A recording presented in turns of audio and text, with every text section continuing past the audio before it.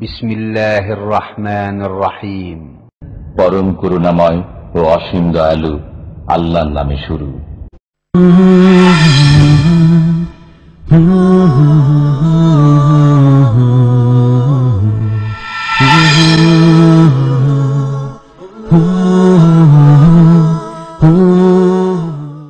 ومن أحسن قولا ممن دعا إلى الله وعمل صالحا وقال إنني من المسلمين.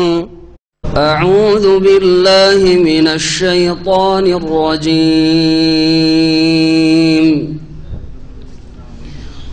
وقال موسى يا قوم إن كنتم آمنتم بالله فعليه توكلوا إن كنتم مسلمين. فقالوا على الله توكلنا ربنا لا تجعلنا فتنة للقوم الظالمين ونجنا برحمتك من القوم الكافرين. وأوحينا إلى موسى وأخيه أن تبوأ لقومكما بمصر بيوتا واجعلوا بيوتكم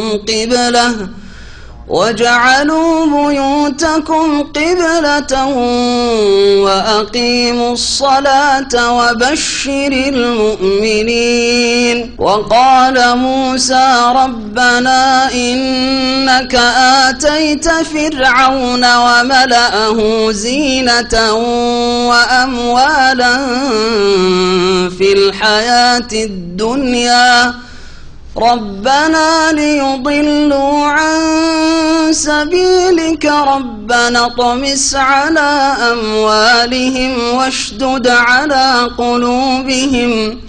واشدد على قلوبهم فلا يؤمنوا حتى يروا العذاب الأليم.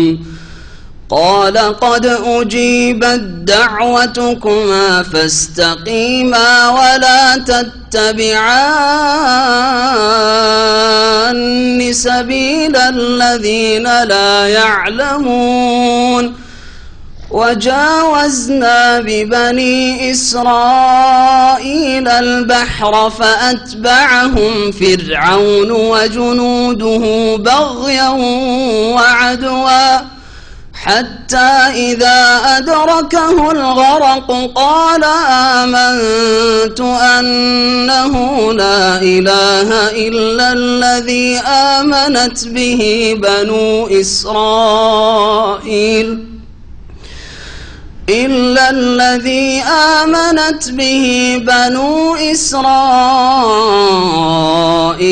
وأنا من المسلمين. الآن وقد عصيت قبل وكنت من المفسدين فاليوم ننجيك ببدنك لتكون لمن خلفك آية وإن كثيرا من الناس عن آياتنا لغافلون. ولقد بوأنا بني إسرائيل مبوأ صدق ورزقناهم من الطيبات فما اختلفوا حتى جاءهم العلم. إن ربك يقضي بينهم يوم القيامة فيما كانوا فيه يختلفون. فإن كنت في شك مما أنزلنا إليك فاسأل الذين يقرؤون الكتاب من قبلك فاسأل الذين يقرؤون الكتاب من قبلك لقد جاءك الحق من ربك فلا تكونن من الممترين ولا تكونن من الذين كذبوا بآيات الله فتكون من الخاسرين إن الذين حقت عليهم كلمة ربك لا يؤمنون ولو جاءتهم كل آية حتى يروا العذاب الأليم فلولا كانت قرية آمنت فنفعها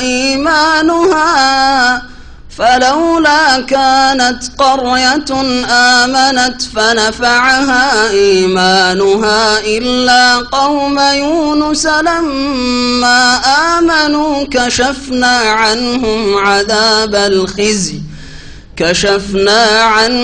عذاب الخزي في الحياة الدنيا ومتعناهم إلى حين ولو شاء ربك لآمن من في الأرض كلهم جميعا أفأنت تكره الناس حتى يكونوا مؤمنين وما كان لنفس أن تؤمن إلا بإذن الله ويجعل الرجس على الذين لا يعقلون قل انظروا ماذا في السماوات والأرض وما تغني الآيات والنذر عن قوم لا يؤمنون فهل ينتظرون إلا مثل أيام الذين خلوا من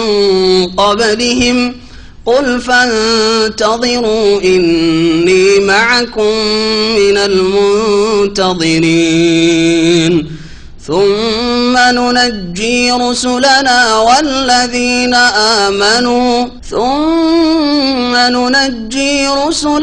والذين آمنوا كذلك حقا علينا ننجي المؤمنين. السلام عليكم ورحمة الله وبركاته. بسم الله الرحمن الرحيم الحمد لله رب العالمين والصلاة والسلام على سيد المرسلين نبينا محمد وعلى آله وصحبه أجمعين أما بعد فأعوذ بالله من الشيطان الرجيم وقال موسى يا قوم إن كنتم آمنتم بالله فعليه توكلوا إن كنتم مسلمين فقالوا على الله توكلنا ربنا لا تجعلنا فتنة للقوم الظالمين. الله পাকের সমস্ত প্রশংসা সালাত এবং সালাম নাযিল হোক নবী মুহাম্মদ রাসূলুল্লাহ সাল্লাল্লাহু আলাইহি ওয়াসাল্লামের উপর। সূরা ইউনূসের আমাদের তাফসীর হবে আয়াত নম্বর 84 থেকে। আল্লাহ পাক এখানে মুসা আলাইহিস সালামের যে ঘটনা ঘটেছিল ফেরাউনের সাথে তার শেষ অবস্থা যখন নিশ্চিত হয়ে গেলেন মুসা আলাইহিস সালাম ফেরাউনের অবস্থা দেখে আচরণ দেখে এবং তার সাথে সাথে অনেক মুফাসসিরিনগণ বলছেন যে আল্লাহ রাব্বুল আলামিন পক্ষ থেকে এইরকম ওহীও হয়ে গেছিল যে এই ফেরাউন ঈমান নিয়ে আসবে না। শেষ পর্যায়ে আল্লাহ পাক জানিয়ে দিয়েছিলেন মুসা আলাইহিস সালামকে ওহী মারফত যে ফেরাউন তোমার প্রতি ঈমান নিয়ে আসবে না, ইসলাম গ্রহণ করবে না। যেমন নূহ আলাইহিস সালামের ঘটনা তো এরকম কথা রয়েছে। 950 বছর দাওয়াতের কাজের পরে আল্লাহ পাক জানিয়ে দিলেন নূহ আলাইহিস সালামকে। কোরআনে এই কথা আল্লাহ পাক উল্লেখ করেছেন একটি আয়াতে যে হে নূহ, যারা ঈমান নিয়ে আশা নিয়ে এসেছে আর তোমার কওম থেকে কেউ ঈমান নিয়ে আসবে না। তো হতে পারে যে তাকে এইভাবে ওহী দ্বারাও জানিয়ে দেওয়া হয়েছিল, যেমন কিছু তাফসীরকাররা বলেছেন, অথবা তার অবস্থা দেখে বুঝতে পারলেন যে না, এর কাছে কাজ হবে না, এ বড়ই অহংকারী আর এ কখনো মানতে রাজি নয় হক কথা। সে সময়ের অবস্থা থেকে আমরা আজকে শুরু করব। আল্লাহ পাক বলছেন ওয়াকালা মুসা, মুসা আলাইহিস সালাম বললেন নিজের সম্প্রদায়কে প্রথম সম্বোধন করে আল্লাহর প্রতি আস্থা ভরসা করতে, কারণ যে আল্লাহর উপর ভরসা করে আল্লাহ পাক তাদের জন্য যথেষ্ট হন। ইয়া কওমে, হে আমার সম্প্রদায়, ইন কুনতুম আমানতুম বিল্লাহ, তোমরা যদি আল্লাহর প্রতি বিশ্বাসী হয়ে থাকো, আল্লাহর প্রতি ঈমান নিয়ে এসে থাকো, ফাআলাইহি তাওয়াক্কালু, তাহলে আল্লাহর প্রতি একমাত্র ভরসা করো। আল্লাহর প্রতি ঈমানের বাস্তব প্রমাণ হচ্ছে আল্লাহর প্রতি একমাত্র ভরসা থাক। আর ভরসা কাজটি হচ্ছে অন্তরের কাজ। ভরসা মানে কর্মহীনতা নয়, ভরসা মানে কাজ কাম ছেড়ে দিয়ে দুনিয়ার যেগুলি উপায় উপকরণ রয়েছে, মাধ্যম রয়েছে, সেগুলিকে উপেক্ষা করে হাত গুটিয়ে বসে থাকা অথবা বাড়িতে বসে থাকা আর বড় বড় আশা করা, এটা তাওয়াক্কুল মোটেই নয়। আশা করছেন একরকম, কাজ করছেন ওর বিপরীত, এটাও আল্লাহর প্রতি ভরসা নাই। এজন্য প্রথমে বললাম যে আল্লাহর প্রতি ভরসার আসল সম্পর্ক হচ্ছে মানুষের হৃদয়ের সাথে, কলবের সাথে। আসল ভরসা হচ্ছে হৃদয়ের, যার প্রতিফলন ঘটে কথায়, কাজে, চলাফেরায়, কিন্তু কর্ম করে যেতে হবে, কর্ম করে যেতে হবে। যেই ক্ষেত্রে আপনি আগে বাড়ছেন আল্লাহর উপর ভরসা করে, সেই ক্ষেত্রে আপনাকে কাজ করতে হবে। কাজ না করে না আল্লাহ ভরসা, এটা মিথ্যুকদের ভরসা, মিথ্যুকদের ভরসা। আপনি যদি বনে জঙ্গলে আপনার ফ্যামিলিকে ছেড়ে দেন, বা একা আপনার খোলা মাঠে বাড়ি, ওখানে আপনার স্ত্রীকে ছেড়ে দেন, কোনো সাবালক ছেলে নেই, আর বলে আমি চললাম কোনো জায়গায়, সে দুনিয়ার নামে হোক অথবা দিনের নামে হোক, চললাম আমি, আল্লাহ ভরসা, তাহলে এটা আল্লাহ ভরসা হলো না, এটা মিথ্যুকদের আল্লাহ ভরসা। তাহলে দুনিয়ার উপায় উপকরণ ব্যবস্থা যেগুলি আল্লাহ পাক গ্রহণ করার ক্ষমতা দিয়েছেন, সেগুলি গ্রহণ করার পরে সেই অবস্থাটিকে, সেই কাজটিকে আল্লাহর উপর ছেড়ে দেওয়া। প্রত্যেকটি ক্ষেত্রে, চিকিৎসার ক্ষেত্রে আমি চিকিৎসা করবো না, আমি জ্বর বলছে না আমি জীবনে আমি প্যারাডল খাই না, আমি জ্বরের ওষুধ নিবই না, আমি মূর্খ সে। নবী করিম সাল্লাল্লাহু আলাইহি ওয়াসাল্লাম বলছেন তাদাউ ইয়া ইবাদাল্লাহ, হে আল্লাহর বান্দারা তোমরা চিকিৎসা করো। ফাইনাল্লাহ লা ইউনজিল দাআন লাম ইউনজিল দাআন ইল্লা আনজালা লাহু শিফাআন, কারণ আল্লাহ পাক রব্বুল আলামিন এমন কোন ব্যাধি নাজিল করেননি যে ব্যাধির তিনি ঔষধ বা চিকিৎসা নাজিল করেননি। এটি একটি উদাহরণ। এইরকম অনেকে এই শহরে ভালো শিক্ষা দিবেন ছেলে মেয়েকে, আরে ছোট ছোট বাচ্চা আপনার স্ত্রীকে একাই ছেড়ে দিয়ে চলে আসেন, বাজার করে কি আছে, বলছে কাছে বাজার আছে, আমার স্ত্রী বাজার করে। আশেপাশের দুষ্ট লোকেরা জানবে যে একাই মহিলা থাকে, সৎ চরিত্রের মানুষ রয়েছে, তাহলে আপনি ঝুঁকিতে রেখে আসেন, বলছে আল্লাহ ভরসা, এটা আল্লাহ ভরসা নাই, এটা জাহেলদের কথা। তো এইরকম যে কোনো ক্ষেত্রে কাজকর্ম, যেমন দুনিয়ার ক্ষেত্রে আপনি ডিউটি করছেন, তারপরে রিজিকের মালিক আল্লাহ, আল্লাহ ভরসা, আল্লাহ রিজিক দেবেন, কিন্তু ডিউটি না করে নয়। তেমনি আপনি ইবাদত বন্দি করে, ফরজ অজেব আদায় করে, হারাম নাজায়েজ থেকে বেঁচে আল্লাহর কাছে জান্নাতের আশা রাখি, আল্লাহ ভরসা, কাজ করে আল্লাহ ভরসা। কর্মহীনতার সাথে আল্লাহ ভরসা হয় না। তাওয়াক্কুল শব্দটি বোঝানোর জন্য এই কথাগুলি বললাম। তাওয়াক্কুল সম্পর্কে অনেক কথাই আছে, আর এর উপরে আলোচনা আমাদের আছে। যারা বিস্তারিত জানতে চাইবেন সেগুলি থেকে শুনতে পারবেন, অথবা অন্যরা যেগুলি বলেছেন বা লিখেছেন সেগুলি থেকে জানতে পারবেন। তোমরা যদি আল্লাহর প্রতি ঈমান রাখো, তাহলে অবশ্যই তোমরা কি করো, ফাআলাইহি তাওয়াক্কালু, তারই ওপর তোমরা আস্থা ভরসা করো। ইন কুনতুম মুসলিমিন, যদি তোমরা মুসলিম হয়ে থাকো, আত্মসমর্পণকারী হয়ে থাকো। আম্বিয়া রাসূলগণ এই মুসলিমিন শব্দটি ব্যবহার করেছেন।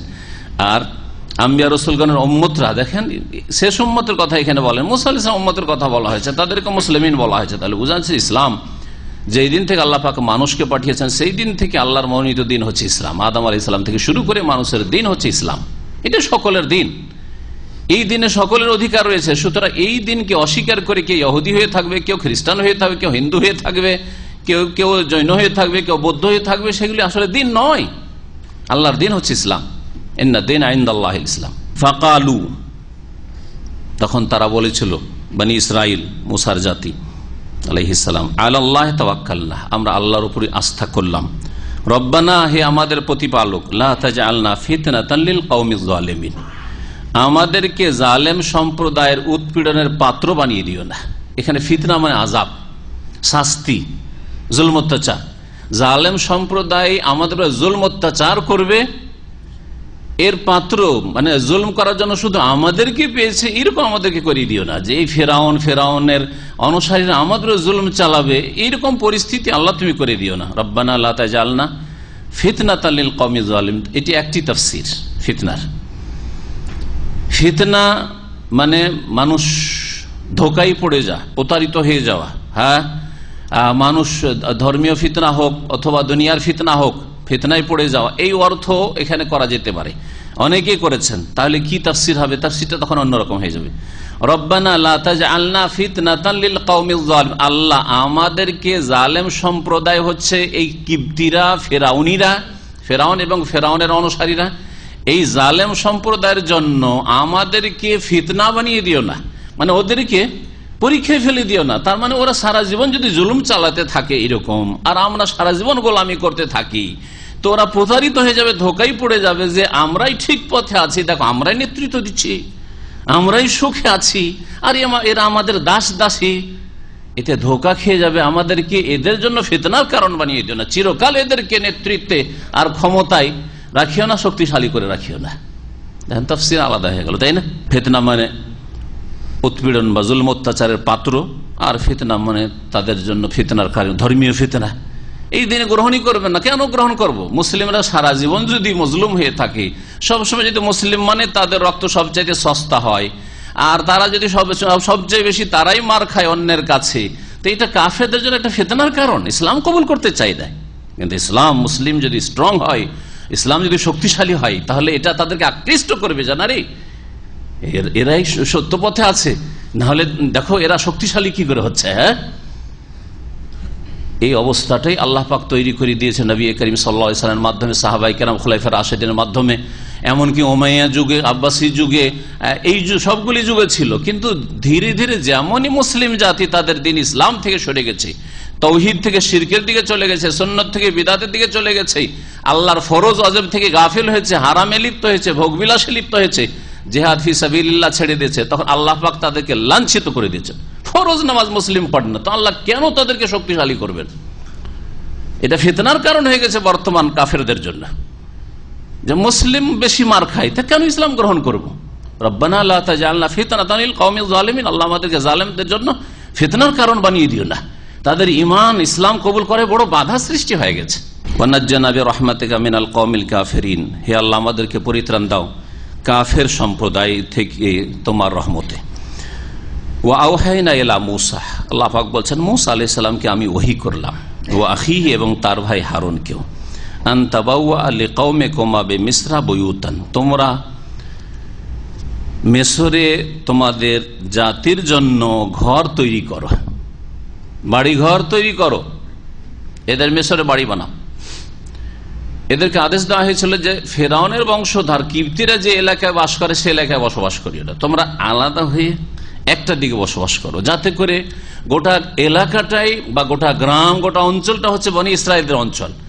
তাহলে তোমাদের মধ্যে একাকার হয়ে কোনো কিবতী না থাকলে তোমাদের আভ্যন্তরীণ খবরগুলি ওদের কাছে দ্রুত পৌঁছিবে না। তারপর তোমরা এখান থেকে যদি সরে পড়ো রাতারাতি, যেটা হতে যাচ্ছে রাতারাতি আল্লাহর হুকুম, যখন বেরিয়ে পড়ো, তাহলে ওই কিবতীরা কেউ টের পাবে না, আর টের না পেলে ফেরাউনের কাছে খবর পৌঁছাতে পারবে না, তোমরা সহি সালামত দেশ থেকে বেরিয়ে চলে যেতে পারবে। মিসরের একদিকে তোমরা তোমাদের ঘর বাড়িগুলি, মহল্লাগুলি বানাও, আল্লাহ পাকের নির্দেশ। অমুসলিম দেশগুলিতে যারা বসবাস করছেন তাদের এইরকমই করা উচিত। এখান থেকে, এই আয়াত থেকে শিক্ষা নেওয়া উচিত। বাড়ি করবেন মুসলিম এলাকায় বাড়ি করেন, বাড়ি করেন মুসলিম মহল্লায় বাড়ি করেন, যে এলাকায় মুসলিম মেজরিটি আছে সেই এলাকায় আপনি জমি জায়গা কেন বাড়ি করেন। ভারতের মতো জায়গায় কিছু লোক আছে যারা মডার্ন মুসলিম, মনে করে যে মুসলিম মহল্লাগুলি হচ্ছে কাচড়া মহল্লা, মুসলিম মহল্লাগুলি অনুন্নত, এখানে শিক্ষা চিকিৎসার অভাব আছে, চলে যায় ওই হিন্দুদের এলাকায়, কাফেরদের এলাকায় বসবাস করতে যায়, আর তাদের বলির পাঠা হয় কাফেরদের। কাফেররা চারিদিক থেকে ঘেরে তাদের প্রতিবেশীরা তাদেরকে খুন করে। যেসব দাঙ্গা ফাসাদে, যেসবকে দাঙ্গা ফাসাদ বলা হচ্ছে, দাঙ্গা ফাসাদ একতরফা দাঙ্গা ফাসাদ, দাঙ্গা ফাসাদ কখন বলে দুই দিক থেকে মারামারি হলে। তো এই যে জুলম অত্যাচারগুলি হচ্ছে কাফেরদের তরফ থেকে, অধিকাংশ লোক যারা ক্ষতিগ্রস্ত হচ্ছে, জান মালের তাদের ক্ষতি হচ্ছে, তারা কারা? যারা ওই কাফেরদের এলাকায় বসবাস করে, কাফেরদের মহল্লায় বসবাস করে। মুসলিম এলাকায় সহজে ঢোকার সাহস করবে না, কারণ কাফের দীর্ঘদিন বাঁচতে চায়, আর মুমিন বাঁচার চিন্তা করে না। মুমিন মুসলিম বাঁচার চিন্তা করে না, মুমিন হকের উপর থাকতে চায়, যতদিন থাকবে। সুতরাং মুমিন যদি সত্যিকার মুমিন হয়, ইউহিব্বুল মউত, মউতকে ভালোবাসে, মউতকে ঘৃণা করেন, আল্লাহর সাথে সাক্ষাৎকে ভালোবাসে। আর কাফের বাঁচতে চায়, ইয়াওয়াদ্দু আহাদুহুম লা ইউআম্মারু আলফা সানা, আল্লাহ করে বলছেন, ওরা তো হাজার হাজার বছর বাঁচতে চায়, মরতে চায় না ওরা। সুতরাং ওই সাহস করে আসবে না। সুতরাং এইভাবে বসবাস করা উচিত, এখানে আল্লাহ পাক শিক্ষা দিয়েছেন। ওয়াজআলু বুয়ুতাকুম কিবলা, যেহেতু বাইরে তারা উপাসনালয় তৈরি করবে, মসজিদ তৈরি করবে, ইবাদত বন্দি করবে, ইবাদত খানা তৈরি করবে, এর অনুমতি ফেরাউনের তরফ থেকে ছিল না, আরো জুলম অত্যাচার বেড়ে যাবে। সেজন্য আল্লাহ পাক আরো বললেন তাদেরকে যে তোমরা তোমাদের নিজের বাড়িতেই ইবাদত বন্দি করা। যেমন নবী করিম সাল্লাল্লাহু আলাইহি ওয়াসাল্লাম ইসলামের প্রথম যুগে মক্কায় লুকিয়ে লোকে দারুল আরকামে দাওয়াতের কাজ করেছেন এবং ঘরের ভিতরে নামাজ পড়েছেন সাহাবাই কেরামদেরকে নিয়ে, বাইরে কাবার পাশে নামাজ পড়া সাহসারি প্রথম দিকে।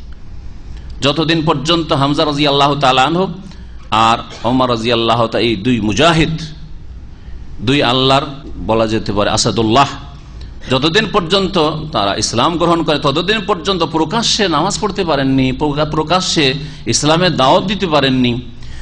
তো আল্লাহ পাক রব্বুল ওই রকমই হুকুম করেছিলেন মূসা এবং হারুন আলাইহিস সালামকে, কি কর, ওয়াজআলু বুয়ুতাকুম কিবলা, আর তোমাদের ঘরগুলিকে ইবাদতের স্থানে পরিণত করো, নামাজের স্থানে পরিণত করো।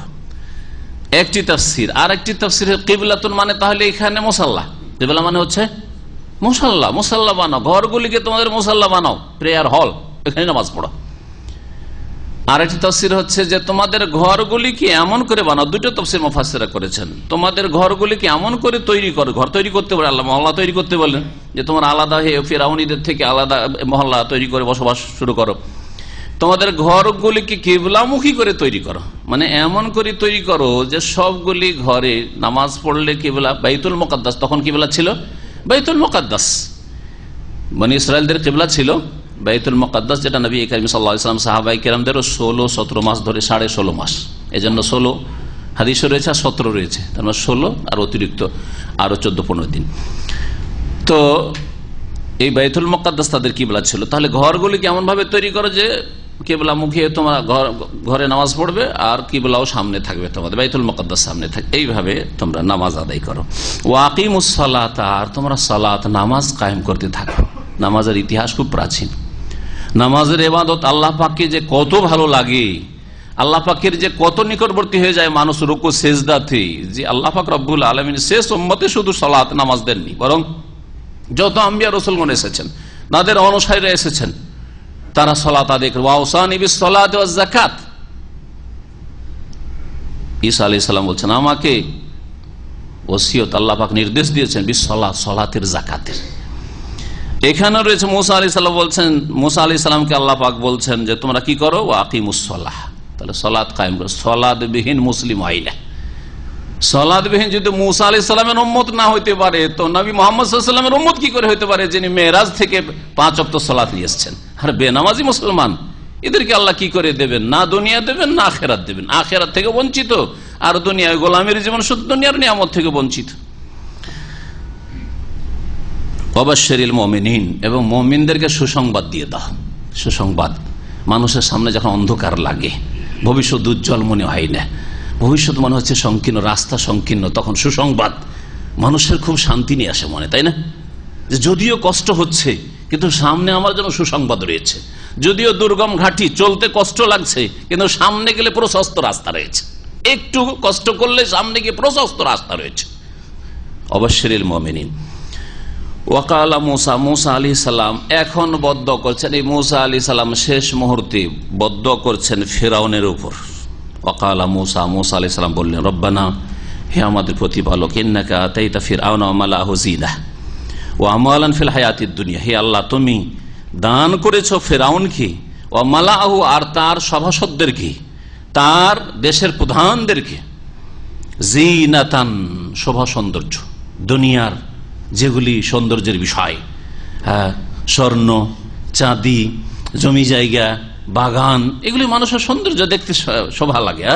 বাড়ির সামনে দাঁড়ালে বিশাল বাগান বিভিন্ন রকমের, আর জমির ফসল, আর যদি বাড়িতে টাকা পয়সার অভাব নেই, গাড়ি ইত্যাদি, তো এগুলি হচ্ছে দুনিয়ার সাজ। তো আল্লাহ পাকের কাছে দরখাস্ত করে বলছেন মুসা আলাইহিস সালাম, হে আল্লাহ, তুমি ফেরাউনকে দিয়েছো এবং তার প্রধানদেরকে জিনাতান, দুনিয়ার শোভা সৌন্দর্য, ও আমওয়ালান, এবং ধন সম্পদ বহু রকমের, ফিল হায়াতিদ দুনিয়া, পার্থিব জগতে। রব্বানা, হে আমাদের প্রতিপালক, এদেরকে যে দিয়েছো, এই দিয়ে কি কোনো ভালো কাজ করছে এরা, না করবে?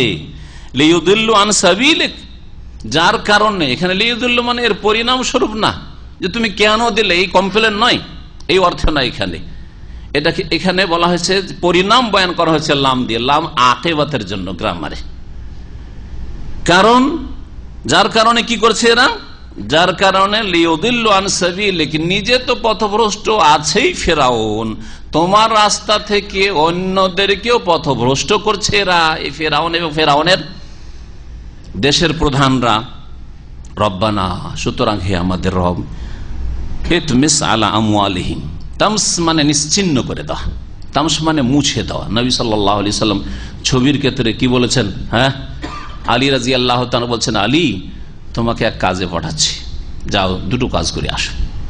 আল্লাহ তাদা তিমসালান ইল্লা, তিমসালান এখানে হয়তো রয়েছে, আরেকটা হচ্ছে সুরাতান, ছবি। তিমসালান কোন মূর্তি, প্রতিমূর্তি অথবা ছবি যদি পাও, কি করবে? ইল্লা তামাস্তাহু, তাকে কি করে দিবে?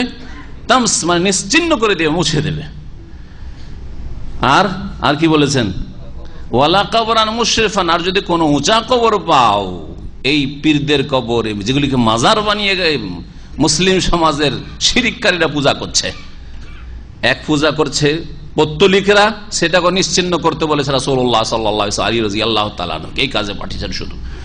আর মুসলিম সমাজের কবর পূজারী মুশরিকরা যে শিরিক করছে এই কবর পূজা, এই ক্ষেত্রে বলেছেন যদি কোথাও উঁচা কবর দেখো, আধা হাতের বেশি, 1 বিঘতের বেশি, ইল্লা সাওয়াইতাহু, সেটাকে সমতল করে দেবে, বরাবর করে দেবে। তো এখানে তামস শব্দটি ব্যবহার হয়েছে। এখানে কোরআনে রব্বানা তুমিস আলা আমওয়ালিহিম, তাদের ধন সম্পদকে আল্লাহ তুমি মুছে দাও, মানে নিশ্চিহ্ন করে দাও, ধন সম্পদকে নিশ্চিহ্ন করে দাও। তাফসীরকাররা বলেছেন যে ধ্বংস করে দেওয়ার অর্থে, আর কোন কোন তাফসীরকাররা বলেছেন যে তাদের ধন সম্পদ সব পাথরে পরিণত হয়েছে, তাদের স্বর্ণ চাঁদি, মূল্য যেগুলি, মণি মুক্তা যেগুলি, লুলু মারজান, সব কি হয়েছিল? তাদের পাথরে, সাদা পাথরে পরিণত। ওয়াসদুদ আলা কুলুবিহিম, এবং তাদের হৃদয়গুলিকে তুমি কঠিন করে দাও, শক্ত করে দাও। বদদুয়া, তাদের অন্তর উপর বদদুয়া, আল্লাহ তাদের অন্তরকে কঠিন করে দাও। ফালা ইউমিনু হাত্তা ইয়ারাউল আযাবাল আলীম, সুতরাং অতক্ষণ পর্যন্ত যেন ঈমান নিয়ে না আসতে পারে, যতক্ষণ পর্যন্ত মর্মান্তিক আযাব না প্রত্যক্ষ করে। মর্মান্তিক আযাব হচ্ছে মওত, পরকালের আযাব যখন শুরু হচ্ছে, আযাবের ফেরেশতাদেরকে যখন দেখে নিচ্ছে, যতক্ষণ পর্যন্ত মওতের মুখ না দেখেছে, মৃত্যুর মুখ না দেখে, ততক্ষণ পর্যন্ত যেন ঈমানের তৌফিক না হয়। কিভাবে আল্লাহ রাসূল মুসা আলাইহিস সালামের দোয়া কবুল হয়েছে চিন্তা করেন। সারা জীবন ঈমান কবুল করলো না, ইসলাম গ্রহণ করলো না, কিন্তু যখন ডুবছে আর বাঁচবো না, তখন বলছে আমান তো আসছে কথা। কারো যদি সংশয় হয় যে নবী করিম সাল্লাল্লাহু আলাইহি ওয়াসাল্লাম রাহমাতুল আলামিন তাইফের জালেমদের জন্য দোয়া করে, আল্লাহুম্মা হাদি কওমি ফাইন্নাহুম লা ইয়ালামুন, আল্লাহ আমার জাতিকে হেদায়েত করে, এরা বুঝে না, অবুঝ। ওহদের এই জালেমদেরকে যারা দাঁত শহীদ করেছে, মাথা জখম করেছে রাসূলুল্লাহ সাল্লাল্লাহু আলাইহি ওয়াসাল্লামের, রক্তে রক্তিত হয়েছে রাসূলুল্লাহ যাদের হাতে, মক্কাবাসী কাফের মুশরিক, তাদের জন্য নবী সাল্লাল্লাহু আলাইহি ওয়াসাল্লাম আল্লাহুম্মা হাদি কওমি ফাইন্নাহুম লা, আল্লাহ আমার জাতিকে হেদায়েত করো, এরা অবুঝ, এরা জানে না, যদি জানতো তো এই কাজ করতো না, এই জুলুম অত্যাচার করতো না। আর মুসা আলাইহিস সালাম বলছেন আল্লাহ ওদের দিলকে শক্ত করে দাও যাতে ঈমানের তৌফিক না হয়। দুটিতে বৈপরীত্য দেখা যাচ্ছে না? তাহলে কি মুসা আলাইহিস সালাম নিষ্ঠুর ছিলেন? তার মধ্যে দয়া ছিল না, তার মধ্যে মায়া ছিল না? মায়া যদি না থাকে, এত বড় তাগুত, এত বড় কাফির, এত বড় ফেরাউন যে নিজে আল্লাহ দাবি করে বসে আছে, তাকে নরম ভাষায় আদবের সাথে কেনই কথা বলতে যায় বারবার করে? আর কত যে তার সাথে যুক্তি আর তর্ক, আর কত সুন্দর করে তার কাছে ইসলাম পেশ করায়, এসব কেনই করতে যাবেন? এই জন্য আগে আমি শুরুতে বলে দিয়েছি, যখন শুরু করেছিলাম তাফসির, যে যখন অনেক তাফসিরকাররা বলেছেন, যখন আল্লাহ পাক জানিয়ে দিলেন মুসা আলাইহিস সালামকে, দেখো মুসা আর কাজ হবে না, তোমার কাজ ছিল মেহনত করা, করে নিয়েছো, কিন্তু আলেমুল গাইব তুমি না, তুমি জানো না, আমি জানি আলেমুল গাইব, যে শেষ পর্যন্ত ঈমান নিয়ে আসবে না, সুতরাং এর জন্য আর মেহনত করে লাভ নেই। তখন বদদোয়া করেছেন, আল্লাহ এর ধন সম্পদকে ধ্বংস করে দাও, দুনিয়ার নিয়ামতগুলিকে ধ্বংস করে দাও, আর কঠোর শাস্তি আসা পর্যন্ত যেন ঈমানে তৌফিক না হয়। কাল আল্লাহ পাক বললেন, কাদ উজিবাত দাওয়াতুকুমা, তোমাদের উভয়ের দোয়া কবুল করা হইল। আল্লাহ উজিবাত দাওয়াতুকুমা, একটি দোয়া, তাহলে ইখলাসের সাথে দোয়া করলে ওই আধা ঘন্টার দোয়া আর রাত দিন দোয়া করতে হয় না। যদিও বারবার করে দোয়া করেন, নবী সাল্লাল্লাহু আলাইহি ওয়াসাল্লাম একটি দোয়া 3 বার করে করবেন, কিন্তু যার যত বেশি ইখলাস রয়েছে, কোরবানি রয়েছে, তাকওয়া রয়েছে, তার দোয়া তত অল্প কথায় অল্প সময় কবুল হবে। কতটুকু দোয়া তার, তাই না? সাথে সাথে আল্লাহ পাক বলছেন, এমন না যে মুসা বারবার করে বেশ দীর্ঘদিন ধরে আল্লাহকে ডাকতে থেকেছেন যে আল্লাহ ফেরাউনকে ধ্বংস করো, ফেরাউনকে ধ্বংস, না, কাদ উজিবাত দাওয়াতুকুমা, তোমাদের দুইজনের দোয়া কবুল হয়েছে, ফাস্তাকিমা, সুতরাং তোমরা উভয়ে অটল থাকো। এই অটল থাকো কিসের ওপর? একটি তাফসীর হচ্ছে যে তোমাদের যে বদদোয়া করেছো মুসা ফেরাউনের ওপর, এর ওপর তোমরা অবিচল থাকো। তার মানে এর ওপর দৃঢ়তা অবলম্বন করো, ধৈর্য হারা হইও না, আর চাওয়ার পরে পাও না কেন তাড়াহুড়া লাগিয়ে দিবে, আল্লাহ দোয়া করলাম আর তুমি বললে যে কবুলও হয়েছে, তো কই, কখন শুরু করে দিও না, ফাস্তাকিমা, অটল থাকো। তাফসীরকাররা বলছেন যে দোয়া কবুল হয়েছে আল্লাহ বলে দিলেন, আর তারপরে এর রেজাল্ট বেরোতে 40 বছর লেগেছে। অর্থাৎ যেই দিন দোয়া কবুল হওয়ার আল্লাহ ঘোষণা করেছেন, সেই দিন থেকে তারপরে 40 বছর ফেরাউন বেঁচে থেকেছে আর জুলুম অত্যাচার করতে থেকেছে। তারপরে এই ডুবার ঘটনা হয়েছে, যেই দিন আল্লাহ পাক রব্বুল আলামিন ধ্বংস করেছেন ফেরাউনকে। ফাস্তাকিমা মানে ফাস্তাকিম আলা দোয়া, যে দোয়া করেছো, বদদোয়া করেছে, বদদোয়ার উপর তাহলে অটল থাকো, ধৈর্য ধারণ করে থাকো, কখন এর প্র্যাকটিক্যাল হবে, দোয়ার বাস্তবায়ন হবে, এটা আমার কাজ। 40 বছর পরে ফলাফল পাওয়া যাচ্ছে।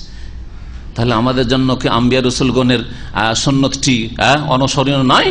অনুসরণ করবেন না? দোয়া করলেন আজকে কবুল হয় না, কবুল হয় না, কবুল হয় না, অধৈর্য কেন?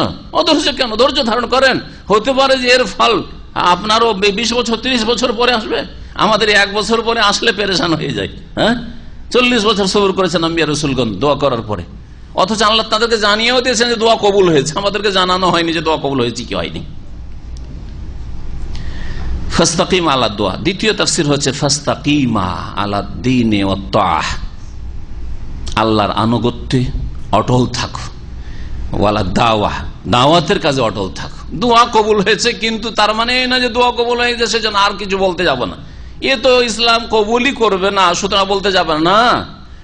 তুমি তোমার কাজ করে যাও, তোমার নিজের ইবাদতবন্দি করে যাও।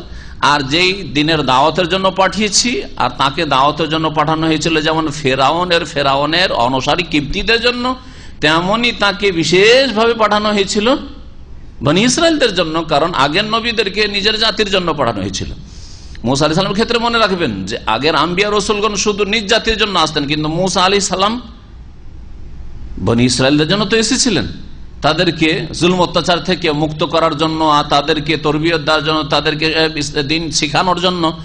কিন্তু তার সাথে সাথে তাকে হুকুম হইল কি হইল না? ইযহাবা ইলা ফিরআউনা ইন্নাহু তাগা, যাও ফেরাউনের কাছে 2 ভাই মিলে। তো ফেরাউনকে দাওয়াত দিয়েছেন না দেননি?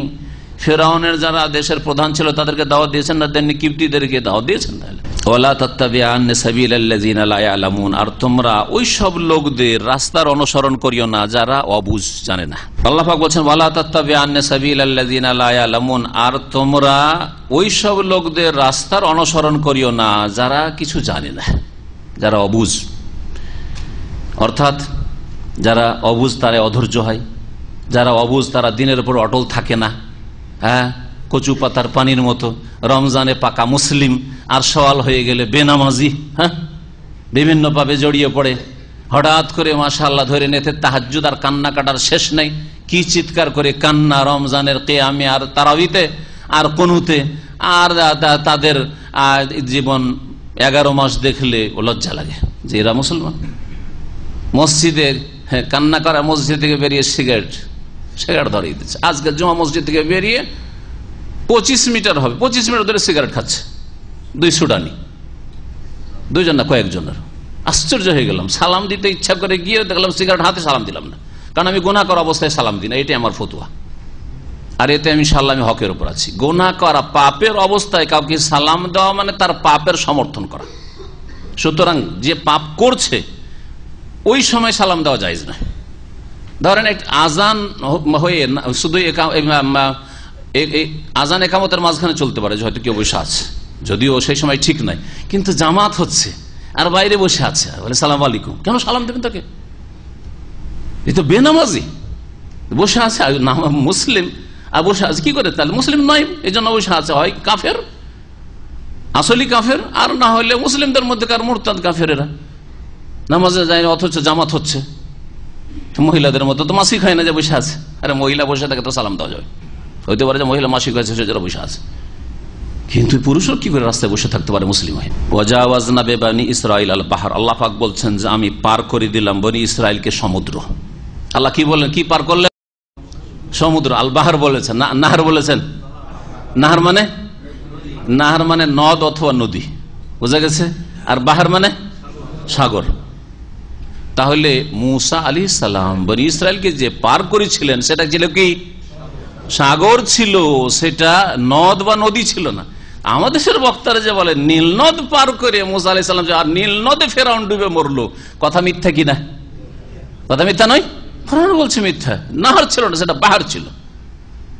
কোরআন বুঝে সব বক্তারা শুনে সুন্নি মুসলমান, মাঝে মাঝে বলি না, রসিকতা করে, সুন্নি শুনে ওয়াজ করে, শুনেছে মুরব্বীদের কাছে, ওই ওয়াজই করে, পড়ে তো ওয়াজ করে না, তাহাকি গবেষণা করে তার ওয়াজ করে না। আল্লাহ বলছে বনি ইসরাইলদেরকে সাগর পার করলাম। ফাআতবাহুম ফিরআউন ওয়া জুনুদুহু বাগিয়ান ওয়া আদওয়া, তখন তাদের পিছনে ছুটলো,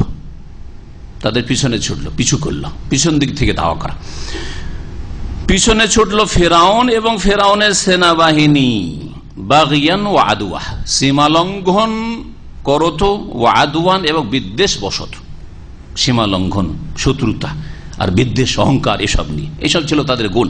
কাফেরদের এগুলো গুণ, আল্লাহ দ্রোহীদের এগুলো গুণ। হাত্তা ইযা আদরাকাহুল গারাক, এমনকি যখন পানিতে ডুবিয়ে দেওয়া তাকে পেয়ে গেল, এটা শাব্দিক অর্থ। আদরাকা মানে পেয়ে যাওয়া, আর গারাক মানে ডুবে যাওয়া বা ডুবিয়ে দেওয়া। তো ফেরাউনকে যখন পানিতে ডুবে যাওয়া পেয়ে গেল, মানে ফেরাউন যখন ডুবতে শুরু করলো, তা আল্লাহ এখানে সংক্ষেপ করে দিলেন, বনি ইসরাইল পার হয়ে চলে গেলেন, সংক্ষেপে আল্লাহ পাক বললেন, তাই না?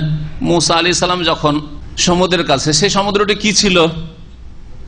আগের পুরাতন মুফাসসিররা বলেছেন বাহরে কুলজুম। কি বলেছেন? বাহরে কুলজুম।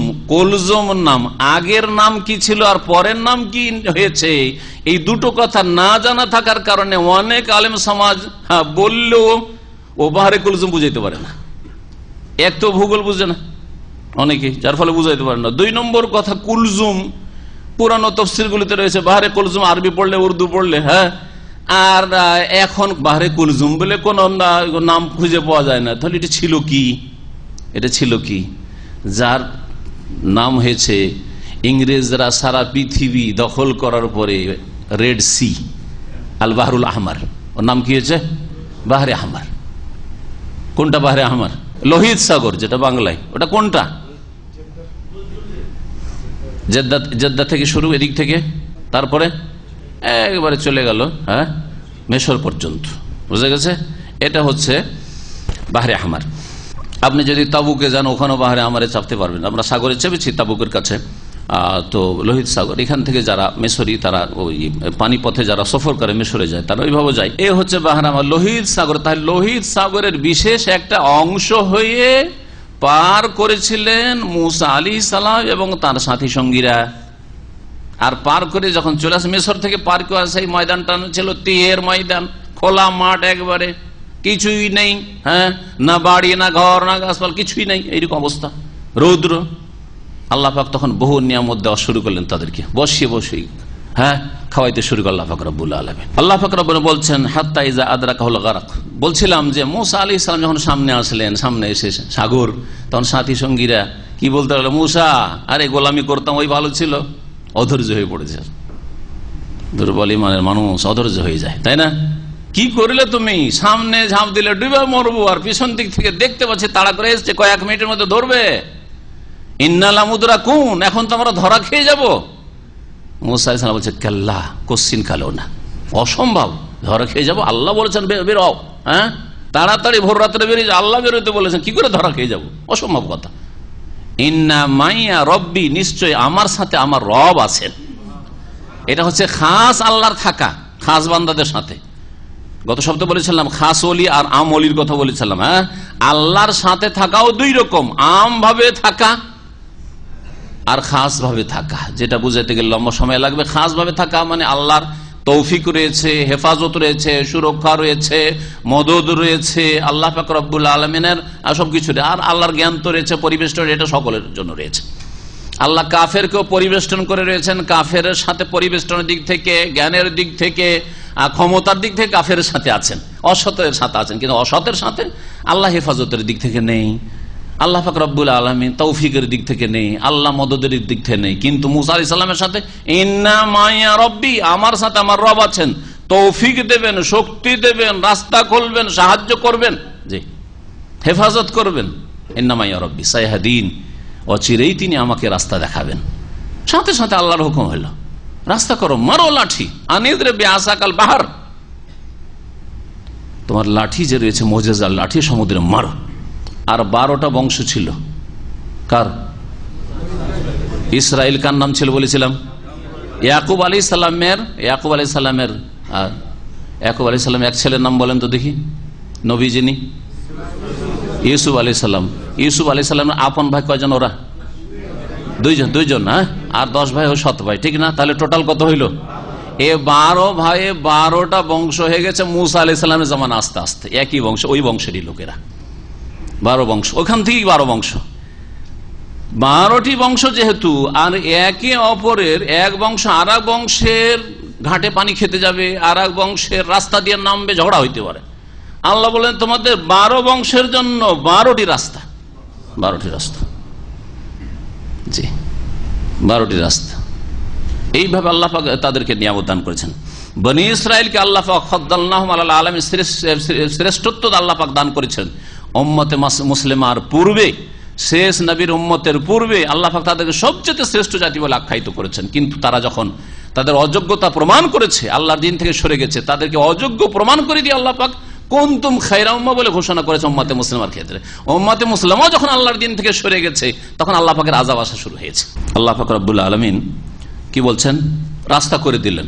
যখন মুসা আলাইহিস সালাম পার হয়ে চলে গেলেন সাথী সঙ্গীদেরকে নিয়ে, সামনে ছিলেন জিবরাইল, যাতে এদের ভয় না লাগে, কারণ সেখানে নামা 2 দিকে পানি দাঁড়িয়ে আছে আর রাস্তা হয়ে আছে, এর মাঝখানে মানে নামা, এটা সাহসের বিষয় রয়েছে। যদিও পানি থেমে আছে, কিন্তু কি বিশ্বাস, হ্যাঁ, যে সাথে সাথে পানি এসে ডুবিয়ে দিতে পারে। তো জিবরাইল আলাইহিস সালাম সামনে, আর আসো, তোমরা আসো, এইভাবে পার করে দিয়ে তারপরে তাফসীরকাররা এটাও লিখেছেন, ফেরাউন যখন এসে পৌঁছিল রাস্তা দেখলো, সেও দ্বিধাদ্বন্দ্বে পড়ে গেল, নামবো না। একবার নামতে যাচ্ছে যে ধরবো ওদেরকে, আবার চিন্তা করছে যদি ডুবে যায়। জিবরাইল আলাইহিস সালাম দেখছে এই তো নামতে চাই না, যদি ফিরে যাই, ভয় পেয়ে ফিরে যায়। তখন জিবরাইল আলাইহিস সালাম আবার এসে দিলেন ঝাঁপ। রাস্তা দেখে জিবরাইল আগে চলে যাচ্ছে, আরে যাচ্ছে, রাস্তা তো ক্লিয়ার আছে, আমার সামনে লোক যাচ্ছে, আর তো কোনো ভয় নেই। তখন ফেরাউন ঝাঁপিয়ে পড়েছে সাথী সঙ্গীদেরকে নিয়ে। আল্লাহ বলছেন এখন পানি তোমার কাজ করো, পানির সাথে মিলে যাও, আর রাস্তা থাকবে না, আসল অবস্থায় ফিরে আসো। এইভাবে আল্লাহ পাক ধ্বংস করে দিলেন। তো আল্লাহ পাক তাই বলছেন যে এখন ডুবছে ফেরাউন। হাত্তা ইযা আদরাকাহুল গারক, যখন ফেরাউন ডুবতে শুরু করলো, কালা বলল, আমানতু আন্নাহু লা ইলাহা ইল্লাল্লাযী আমানাত বিহি বানু ইসরাঈল ওয়া আনা মিনাল মুসলিমিন, আমি বিশ্বাস স্থাপন করলাম এই কথার ওপর যে আন্নাহু লা ইলাহা ইল্লাল্লাযী, কোন মাবুদ নেই সত্য, ইল্লাল্লাযী একমাত্র সেই সত্তা ছাড়া, আল্লাযী আমানাত বিহি বানু ইসরাঈল, যার প্রতি বিশ্বাস স্থাপন করেছে, ঈমান নিয়ে এসেছে বনি ইসরাইলের লোকেরা, ও আনা মিনাল মুসলিমিন, আর আমি আত্মসমর্পণকারী মুসলিমদের অন্তর্ভুক্ত হচ্ছি, আমি মুসলিম হয়ে যাচ্ছি। কিন্তু কখন ঘোষণা করেছে? যখন মৃত্যুর পূর্বাভাস পেয়ে গেছে, যখন মত এখানে চলে এসছে। হাতে বালাগাতিল হুলকুম ওয়ান্তুম হিনাইজিন তানজুরুন, আর চারিদিকে আত্মীয় স্বজন সবাই তাকাচ্ছে, আর আল্লাহর ফেরেশতাদেরকে মালাকুল মউতকে আর তার সাথে যে অসংখ্য ফেরেশতারা, যদি ভালো মানুষ হলে রহমতের ফেরেশতা, আর অসৎ মানুষ হলে আযাবের ফেরেশতা ডেকে নিচ্ছে। এই সময় আর তওবা কবুল হয় না। সংশোধন করলে তখন আসুন না ঈমান কবুল হয়, না কোনো পাপ থেকে তওবা করলে তওবা কবুল হয়। তওবার দরজা বন্ধ হয়ে গেছে সেই সময়, ওই সময়টা ঈমান নিয়ে আসছে। আল্লাহ পাক জবাবে কি বললেন? আল আন, আল্লাহর তরফ থেকে ডাক আসলে ফেরান। আল আন, এখন, মানে আল আন আমান্ত, এখন ঈমান নিয়ে আসছো, এতদিন কোথায় ছিলে তুমি? ওয়াকাদ আসাইতা ক্বাবলু, অথচ তুমি এর পূর্বে বিরুদ্ধাচরণ করেছো, নাফরমানি করেছো। ওয়া কুনতা মিনাল মুফসিদিন, শুধু তাই নয় যে নাফরমানি শুধু করেছো, তুমি বিপর্যয় সৃষ্টিকারী, বিশৃঙ্খলা সৃষ্টিকারী, অশান্তি সৃষ্টিকারীদের অন্তর্ভুক্ত ছিলে। ফাসাদের এই সবগুলি অর্থ হয় অশান্তি করে রেখেছিলে মানুষের জন্য এই বিষয়ে। ওয়া কুনতা মিনাল মুফসিদিন।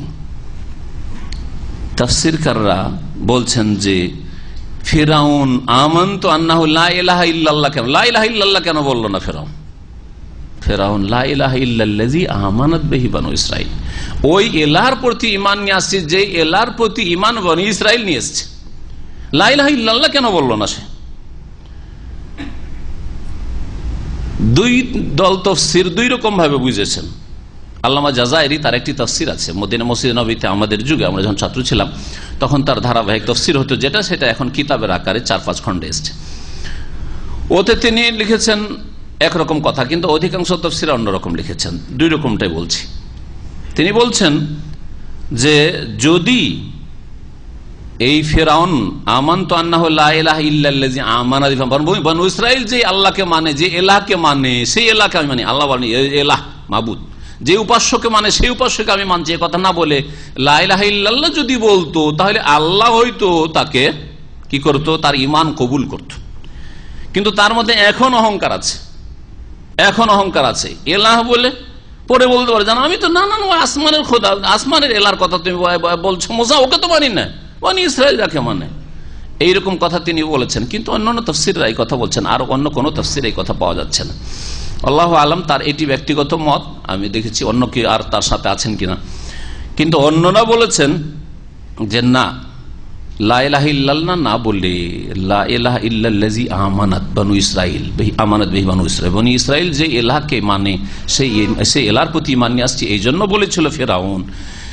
কারণ ফিরআউন নিজেকে আল্লাহ বলে দাবি করেছিল, আনা রব্বুকুমুল আলা, তারপরে মা আলিমতু লাকুম মিন ইলাহিন গায়রি, আমার ছাড়া তোমাদের কোনো এলাহ উপাস্য নেই, আমি তোমাদের মহান রব, এই যেহেতু দাবি করেছিল, সুতরাং যদি লা ইলাহা ইল্লাল্লাহ বলে তাহলে কেউ ধারণা করতে পারে হ্যাঁ যে সে নিজে কি বলছে, আমি আল্লাহকে মানি মানে আমাকে মানি। তো এই জন্য বলছে না, আর আমি খোদার দাবি করছি না, উলুহিয়াতের দাবি করছি না, যদি খোদা কথাটি আপত্তিকর, আমি এই উলুহিয়াতের দাবি করছি না, আমি এই রব হওয়ার দাবি করছি না, বরং সেই রবের প্রতি এলার প্রতি ঈমান নিয়ে আসছি যে এলার প্রতি ঈমান নিয়ে এসছে বনি ইসরাইলরা, আর আমি মুসলিমদের অন্তর্ভুক্ত হয়ে যাচ্ছি। কিন্তু যেহেতু আল্লাহর আযাবের ফেরেশতাদেরকে দেখে নেওয়ার পরে মওত চলে এসছে, তওবার দরজা বন্ধ হয়েছে, তারপরে তওবা করেছে, ঈমানের বাক্য উচ্চারণ করেছে, সেই জন্য আল্লাহ পাক কবুল করেননি। ফালিয়াউমা নুনাজ্জিকা বিবাদানিকা লিতাকুনা লিমান খালফাকা আয়াহ। এইভাবে যখন ঘটনা ঘটল, ঘটনাটি কোন তারিখে ঘটেছিল? মুহররম মাসের 10 তারিখে। যেই 10 তারিখ আশারা মানে 10, আশুরাই যেন বলা হয়, ওটা কি বলা হয়? আশারা থেকে আশুরা, আশুরায় মুহররম মানে মুহররমের 10 তারিখ, আশুরায় মুহররম মানে মুহররমের 10 তারিখ। তো নবী করিম সাল্লাল্লাহু আলাইহি সাল্লাম যখন মদিনা আসলেন, সহিহ বুখারীর হাদিস রয়েছে, ইবনে আব্বাস রাদিয়াল্লাহু তাআলা আনহু কাদিমান নবী সাল্লাল্লাহু আলাইহি ওয়াসাল্লাম মদিনা আসলেন হিজরত করে, ওয়াল ইয়াহুদু তাসুমু ইয়াউমা আশুরা, ইহুদিরা আশুরার দিনে মানে মুহররমের 10 তারিখে রোজা রাখে। ফাকালা, বলেন মা হাযা আল ইয়াউম আল্লাযী তাসুমুন, এটা আবার কোন দিন যেই দিনে তোমরা রোজা রাখছো, রোজার কারণটা কি, সিয়ামের কারণ কি? ফাকালু, তারা বলল হাযা ইয়াউমুন আযীম, কোন রিওয়ায়াত এটি হচ্ছে মহাদিবস, এটি খুব বড় দিন আমাদের। ইয়াউমুন যাহারা ফিহি মূসা আলা ফিরআউন, এটি সেই বিজয়ের দিন যেই দিন মূসা আলাইহিস সালাম ফিরআউনের উপর বিজয় লাভ করেছিলেন। অন্য রিওয়ায়াতে অন্যান্য ভাষাতে রয়েছে ইয়াউমুন নাজ্জাল্লাহু ফিহি মূসা কওমা, এমন দিন যেই দিনে মূসা আলাইহিস সালাম এবং তার জাতিকে আল্লাহ পাক নাজাত দিয়েছিলেন ফিরআউনের কবল থেকে আর পানির কবল থেকে, সমুদ্র থেকে। আর ওয়া আগরাকা ফিরআউনা ওয়া কওমা ফিরআউন, আর তার সম্প্রদায়কে আল্লাহ পাক ডুবিয়ে ধ্বংস করেছিলেন। ফাসামাহু মূসা শুকরান লিল্লাহ, মূসা আলাইহিস সালাম সিয়াম পালন করে রোজা রেখেছিলেন। কিসের? শুকরানা রোজা। শুকরানা খুশির জন্য হয় না শোকের জন্য হয়? খুশির জন্য। তাহলে রোজা কিসের ছিল? খুশির রোজা ছিল, শুকরানা রোজা ছিল, তাই না? ফাসামা মূসা শুকরান লিল্লাহ ফানাহনু নাসুমু, সুতরাং আমরাও ইহুদিরা রোজা রাখছি, কারণ মূসা আলাইহিস সালামকে আমরা ফলো করি, মূসার উম্মত বলে দাবি করি। নবী সাল্লাল্লাহু নাহনু আহাক্কু বিমূসা মিনকুম, আমরা মূসা আলাইহিস সালামের সাথে তোমাদের চাইতে বেশি সম্পর্ক রাখি, কারণ তোমরা মূসা আলাইহিস সালামের ধর্মের ব্যবসা করো, ধর্মে ব্যবসায়ী তোমরা। মূসা আলাইহিস সালামের ধর্মকে নিয়ে আসার দিনকে তোমরা বিকৃত করে মন গড়া ধর্ম পালন করো। তাওরাতকে বিকৃত করেছো, ইনজিলকে বিকৃত করেছো। কিন্তু আমরা তো মূসা আলাইহিস সালামের হুবহু যেইভাবে দিন নিয়েছেন সেইভাবে পালন করি। দিনের মৌলিক নীতিগুলি, তিনি আল্লাহর পক্ষ থেকে রাসূল এসেছেন, আমিও আল্লাহর পক্ষ থেকে রাসূল এসেছি। তার প্রতি নাজিল করা কিতাব তাওরাতে ভবিষ্যৎবাণী রয়েছে মুহাম্মদ রাসূলুল্লাহর কথা, আহমদের কথা, আর আমি সেই মুহাম্মদ আহমদ। সুতরাং আমার সম্পর্ক বা আমাদের সম্পর্ক মূসা আলাইহিস সালামের সাথে তোমাদের চাইতে বেশি। ফাসামাহু রাসূলুল্লাহ সাল্লাল্লাহু আলাইহি ওয়াসাল্লাম আমারা বিসিয়ামি, সুতরাং রাসূলুল্লাহ সাল্লাল্লাহু আলাইহি ওয়াসাল্লাম নিজেও সিয়াম পালন করলেন আর এই সিয়ামের নির্দেশও দিলেন, রোজা রাখতে হুকুম দিলেন। তাহলে এই রোজা কিসের? শুকরানা রোজা, তাই না? শুকরানা রোজা। আর একটা রহস্য রয়েছে যে ইহুদিরা এটাকে ঈদের দিন, উৎসবের দিন মনে করত। ইহুদিদের বিরোধিতা করতে নবী সাল্লাল্লাহু আলাইহি ওয়াসাল্লাম বলেছেন, ইহুদিরা এটাকে ঈদের দিন মনে করে, আর আমাদের কাছে দ্বীনে ইসলামে ঈদের দিনে রোজা রাখা হারাম। ঈদুল ফিতর, ঈদুল আযহা রোজা রাখা হারাম। 10ই মুহররমে যখন রোজা রাখছি, তার মানে ইহুদির মতো আমরা এটাকে উৎসবের দিন মনে করছি না, ইবাদত বন্দেগীর দিন মনে করছি। এটাও রহস্য রয়েছে। কিন্তু মুসলিম সমাজের বিদাতিরা রোজা রাখে, আর বিদাতিদের দেখা দেখি যারা হয়তো ওই রকম বড় বিদাতি নয়, মহরম আর তাজিয়া করা আর আপনার ওই যে সব শোক মাতম করা বিদাতি নয়, কিন্তু বিদাতিদের মতো জাহেল। বিদাতিরা জাহেল, অথবা জানলেও তারা কোরআন হাদিস মানে না, আর এরা ওই বিদাতিদের মতো জাহেল, যার ফলে এরা অধিকাংশ লোকই যে আমাদের সমাজে রোজা রাখে মনে করে যে এটা কিসের রোজা, ওটা হচ্ছে নবী সাল্লাল্লাহু আলাইহি ওয়াসাল্লামের নাতি যেহেতু 10 মুহররমে শহীদ হয়েছেন সেজন্য রোজা রাখে। রোজা রাখে, সুন্নতটা পালন করে, কিন্তু নিয়তটা হচ্ছে বিদাতি নিয়ত, যার ফলে গুনাহগার। কারণ আগে নিয়ত তারপরে আমল। রোজা রাখলেন কিন্তু নিয়তটা খারাপ, আপনার নিয়তটা শুকরিয়ার না, নিয়তটা হচ্ছে শোকের। নবীর নাতি যেহেতু শহীদ হয়েছেন, আর নবীর নাতি শহীদ হওয়ার যদি রোজা হয়, তা নবীর চাচা হামজা শহীদ হওয়ার রোজা নেই? হ্যাঁ, আর নবীর ইন্তেকালের রোজা নেই, ওমর শহীদ হওয়ার রোজা নেই, ওসমান শহীদ হওয়ার রোজা নেই, আরে হুসেনের বাপ আলী শহীদ হওয়ার রোজা নেই। ওগুলো রোজা কেন এলো না? ওইসব রোজা কোথায়? বুঝা গেছে? আর যারা শোক করে, মাতম করে, ওই সব বিদাতীদেরকে বলছে, তো ওদের কেন শোক মাতম করো না? যদি ইসলামের শোক মাতম করাই থাকে, তো হুসেনের চাইতে তার বাপ বেশি হক রাখে, কারণ নবীর কাছে নাতির চাইতে বেশি প্রিয় তা আলী, এবং ইমান আমলের দিক থেকে, মর্যাদার দিক থেকে হোসেন হাসানের চাইতে তার বাপ বেশি মর্যাদা সম্পন্ন। এই উম্মতের চতুর্থ ব্যক্তি রাসূলুল্লাহ সাল্লাল্লাহু আলাইহি ওয়াসাল্লামের পরে, এতে কোন সন্দেহ আছে কি? আবু বকর, ওমর, ওসমান, তারপরে আলী, তিনি তো শহীদ হয়েছেন। আল্লাহ পাক যেন বুঝার তৌফিক দান করেন আর নিয়তটা ঠিক করার তৌফিক দান করে। ইন্নামাল আমালু বিন্নিয়াত। আল্লাহ পাক রব্বুল আলামিন তারপরে ইরশাদ করছেন যে ফালিয়াউমা, আজকে নুনাজ্জিকা বিবাদানিকা লিতাকুনা লিমান খালফাকা আয়াত, তোমার দেহকে আমি সুরক্ষিত করব। আল্লাহ বলছেন ফেরাউনকে সম্বোধন, আল্লাহ বলছেন আজকে তোমার দেহকে আমি সুরক্ষিত করব, যাতে করে তুমি তোমার পরবর্তী লোকদের জন্য নিদর্শন হতে পারো, শিক্ষার বিষয় হতে পারো, শিক্ষার বস্তুতে পরিণত হইতে পারো। কেন আল্লাহ করলেন এটা? যখন এই ঘটনাটি ঘটে গেল, হ্যাঁ, ফেরাউন ধ্বংস হইল, ফেরাউনের সেনাবাহিনী ধ্বংস হইল, সেই সময় অনেক বনি ইসরায়েলরা সন্দেহ পড়ে গেল, কারণ বনি ইসরায়েল তো আগে পার হয়ে চলে এসছে, ওরা তার চোখের সামনে দেখেন যে ফেরাউন ডুবলো, চলে এসছে আগে পার হয়ে।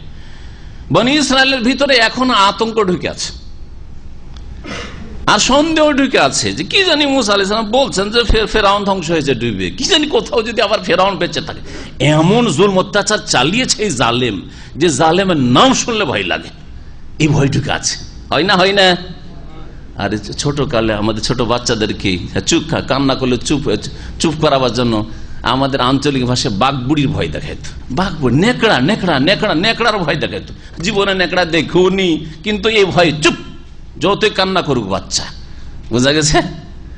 ছেলে ধরার ভয় দেখাইতো। ছেলে ধরা জীবনে দেখিও নি, ছেলে ধরা হতে পারে ছিল হয়তো, কিন্তু কথা হচ্ছে যে এই সব ভয় দেখাইতো। মানুষের মধ্যে একটা আতঙ্ক থাকে কোনো কিছুর। তো এইরকম আতঙ্ক কাজ করছিল বনী ইসরাইলের মধ্যে, আর সন্দেহ পড়েছিল কি জানি এই ধ্বংস, জালেম ধ্বংস হইলো কি হইলো না, আবার ধরবে হয়তো এদিকে এসে আমাদেরকে। আল্লাহ রাব্বুল আলামিন তখন ওদেরকে দেখিয়ে দেওয়ার জন্য করলেন কি, সমুদ্রের কিনারাতে এই ফেরাউনের লাশকে লাগিয়ে দিলাম।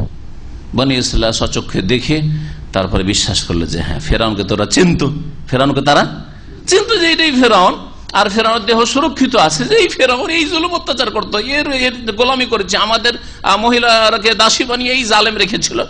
আর এই জালেমের যারা দেশের প্রধান ছিল আর এদের বংশধর কিপ্তি ছিল, এরাই আমাদের বড় বড় জুলুম অত্যাচার করেছে, পুরুষদেরকে খুন করেছে, ছেলেদেরকে, ছেলে সন্তানকে খুন করেছে, আর মেয়েদেরকে দাসী বানিয়েছে। তখন তাদের বিশ্বাস হয়। বর্তমানে যে বলা হচ্ছে যে মিশরের জাদুঘরে, মিউজিয়ামে ফেরাউনের লাশ আছে, এটা হতে পারে, এটা হতে পারে। নিশ্চিত কি করে যে এটাই ফেরাউনের লাশ? ফেরাউনকে কি দেখেছে কি করে ওই যুগে যে এটাই ফেরাউনের লাশ?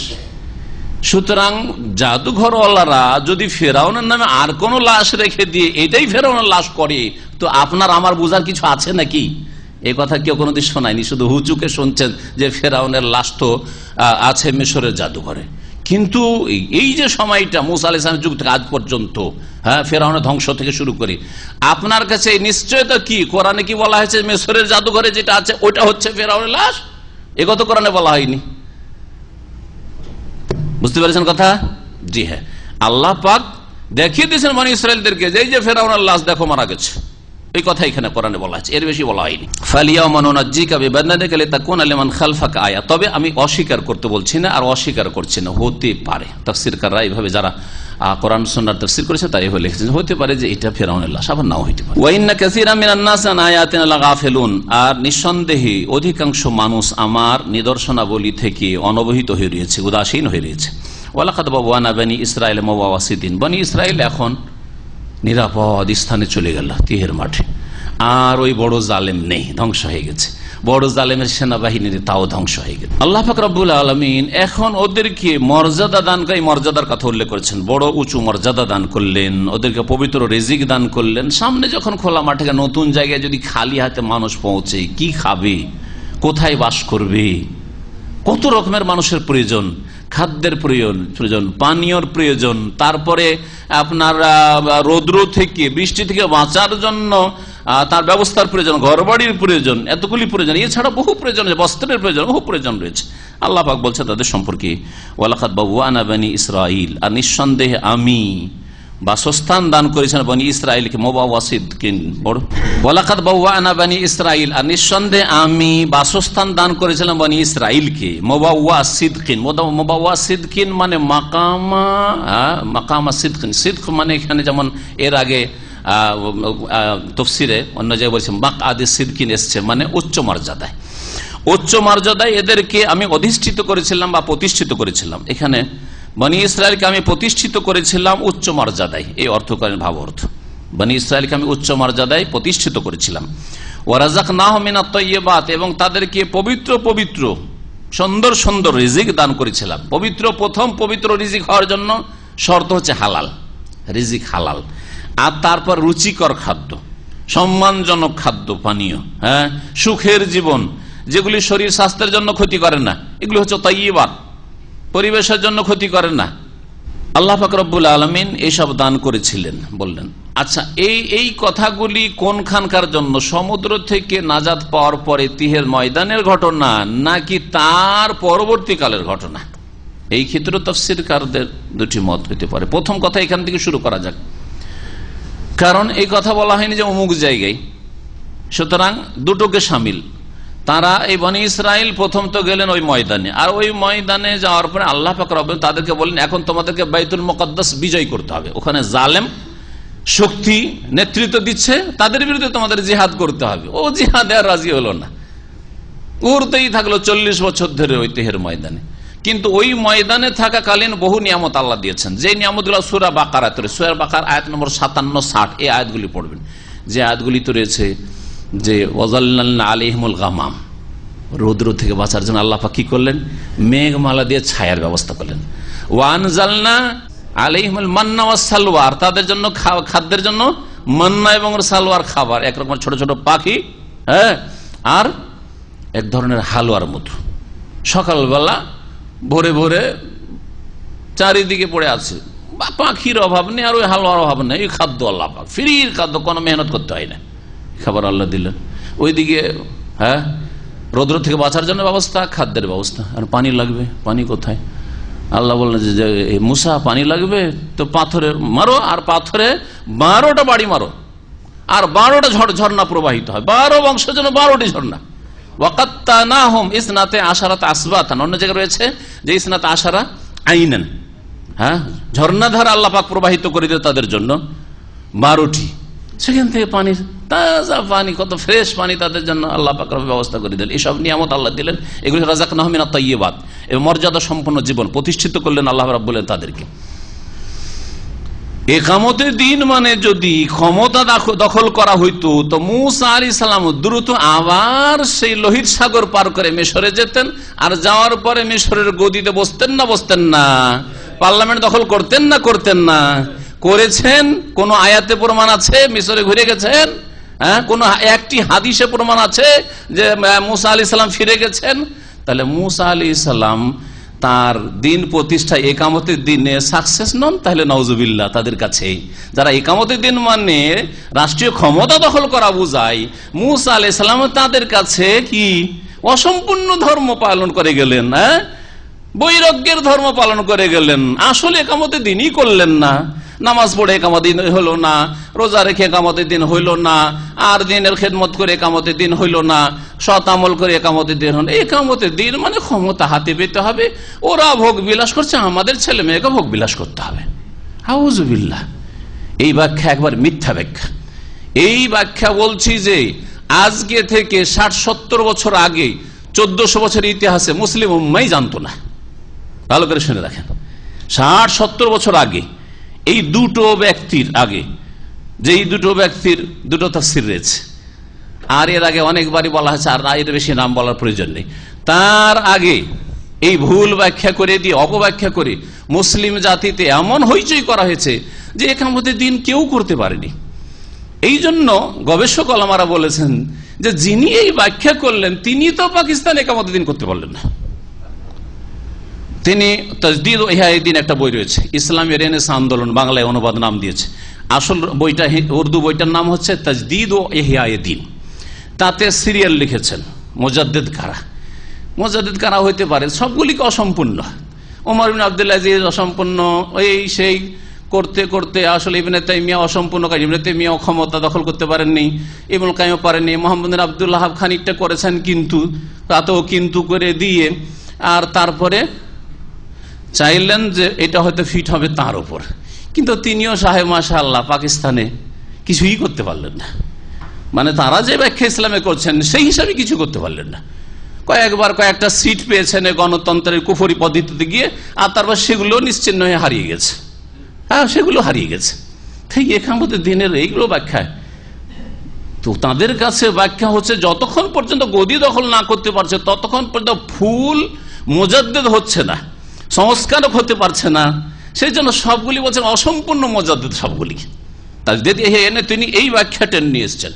ওমর ইবনে আব্দুল আজিজ রাহমাতুল্লাহ আলাইহি, সুবহানাল্লাহ, বনি উমাইয়ার এত জুলম অত্যাচার ছিল করে দেওয়ার পরে তার স্ত্রীর মাথা থেকে পা পর্যন্ত স্বর্ণ দিয়ে ঢাকা। বলছে এই স্বর্ণ তোমার বাপ কোথা থেকে? বলে তোমার বাপ রাজা ছিল, হ্যাঁ, তোমার ভাইয়েরা কয়েকটা রাজা, হ্যাঁ, তার কয়েক ভাই রাজা, তারপরে তোমার স্বামী ঠিক আছে খলিফা হয়েছে, কিন্তু তোমার স্বামী তোমাকে জিজ্ঞেস করছে যে এই ধন সম্পদগুলো তোমার বাপ কোথা থেকে পেয়েছে, তোমার বাপ ভাইয়েরা কোথা থেকে পেয়েছে? সবগুলি বাইতুল মালে লুটপাট করা, সুতরাং সবগুলি ফিরিয়ে আসো, বাইতুল মালে জমা দিয়ে আসো, তাহলে আমার ঘরে আসো, আর না হলে নিয়ে বিদায় হয়ে যাও।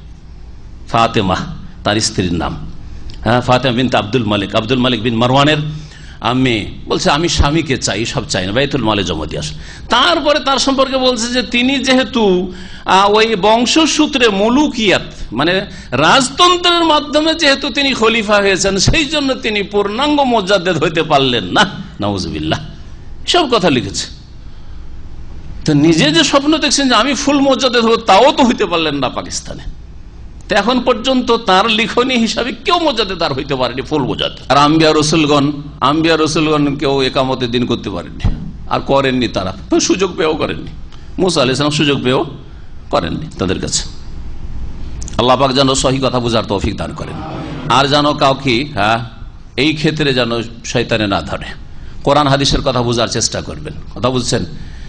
একামতের দিন মানে কখনো ক্ষমতা দখল করা নাই।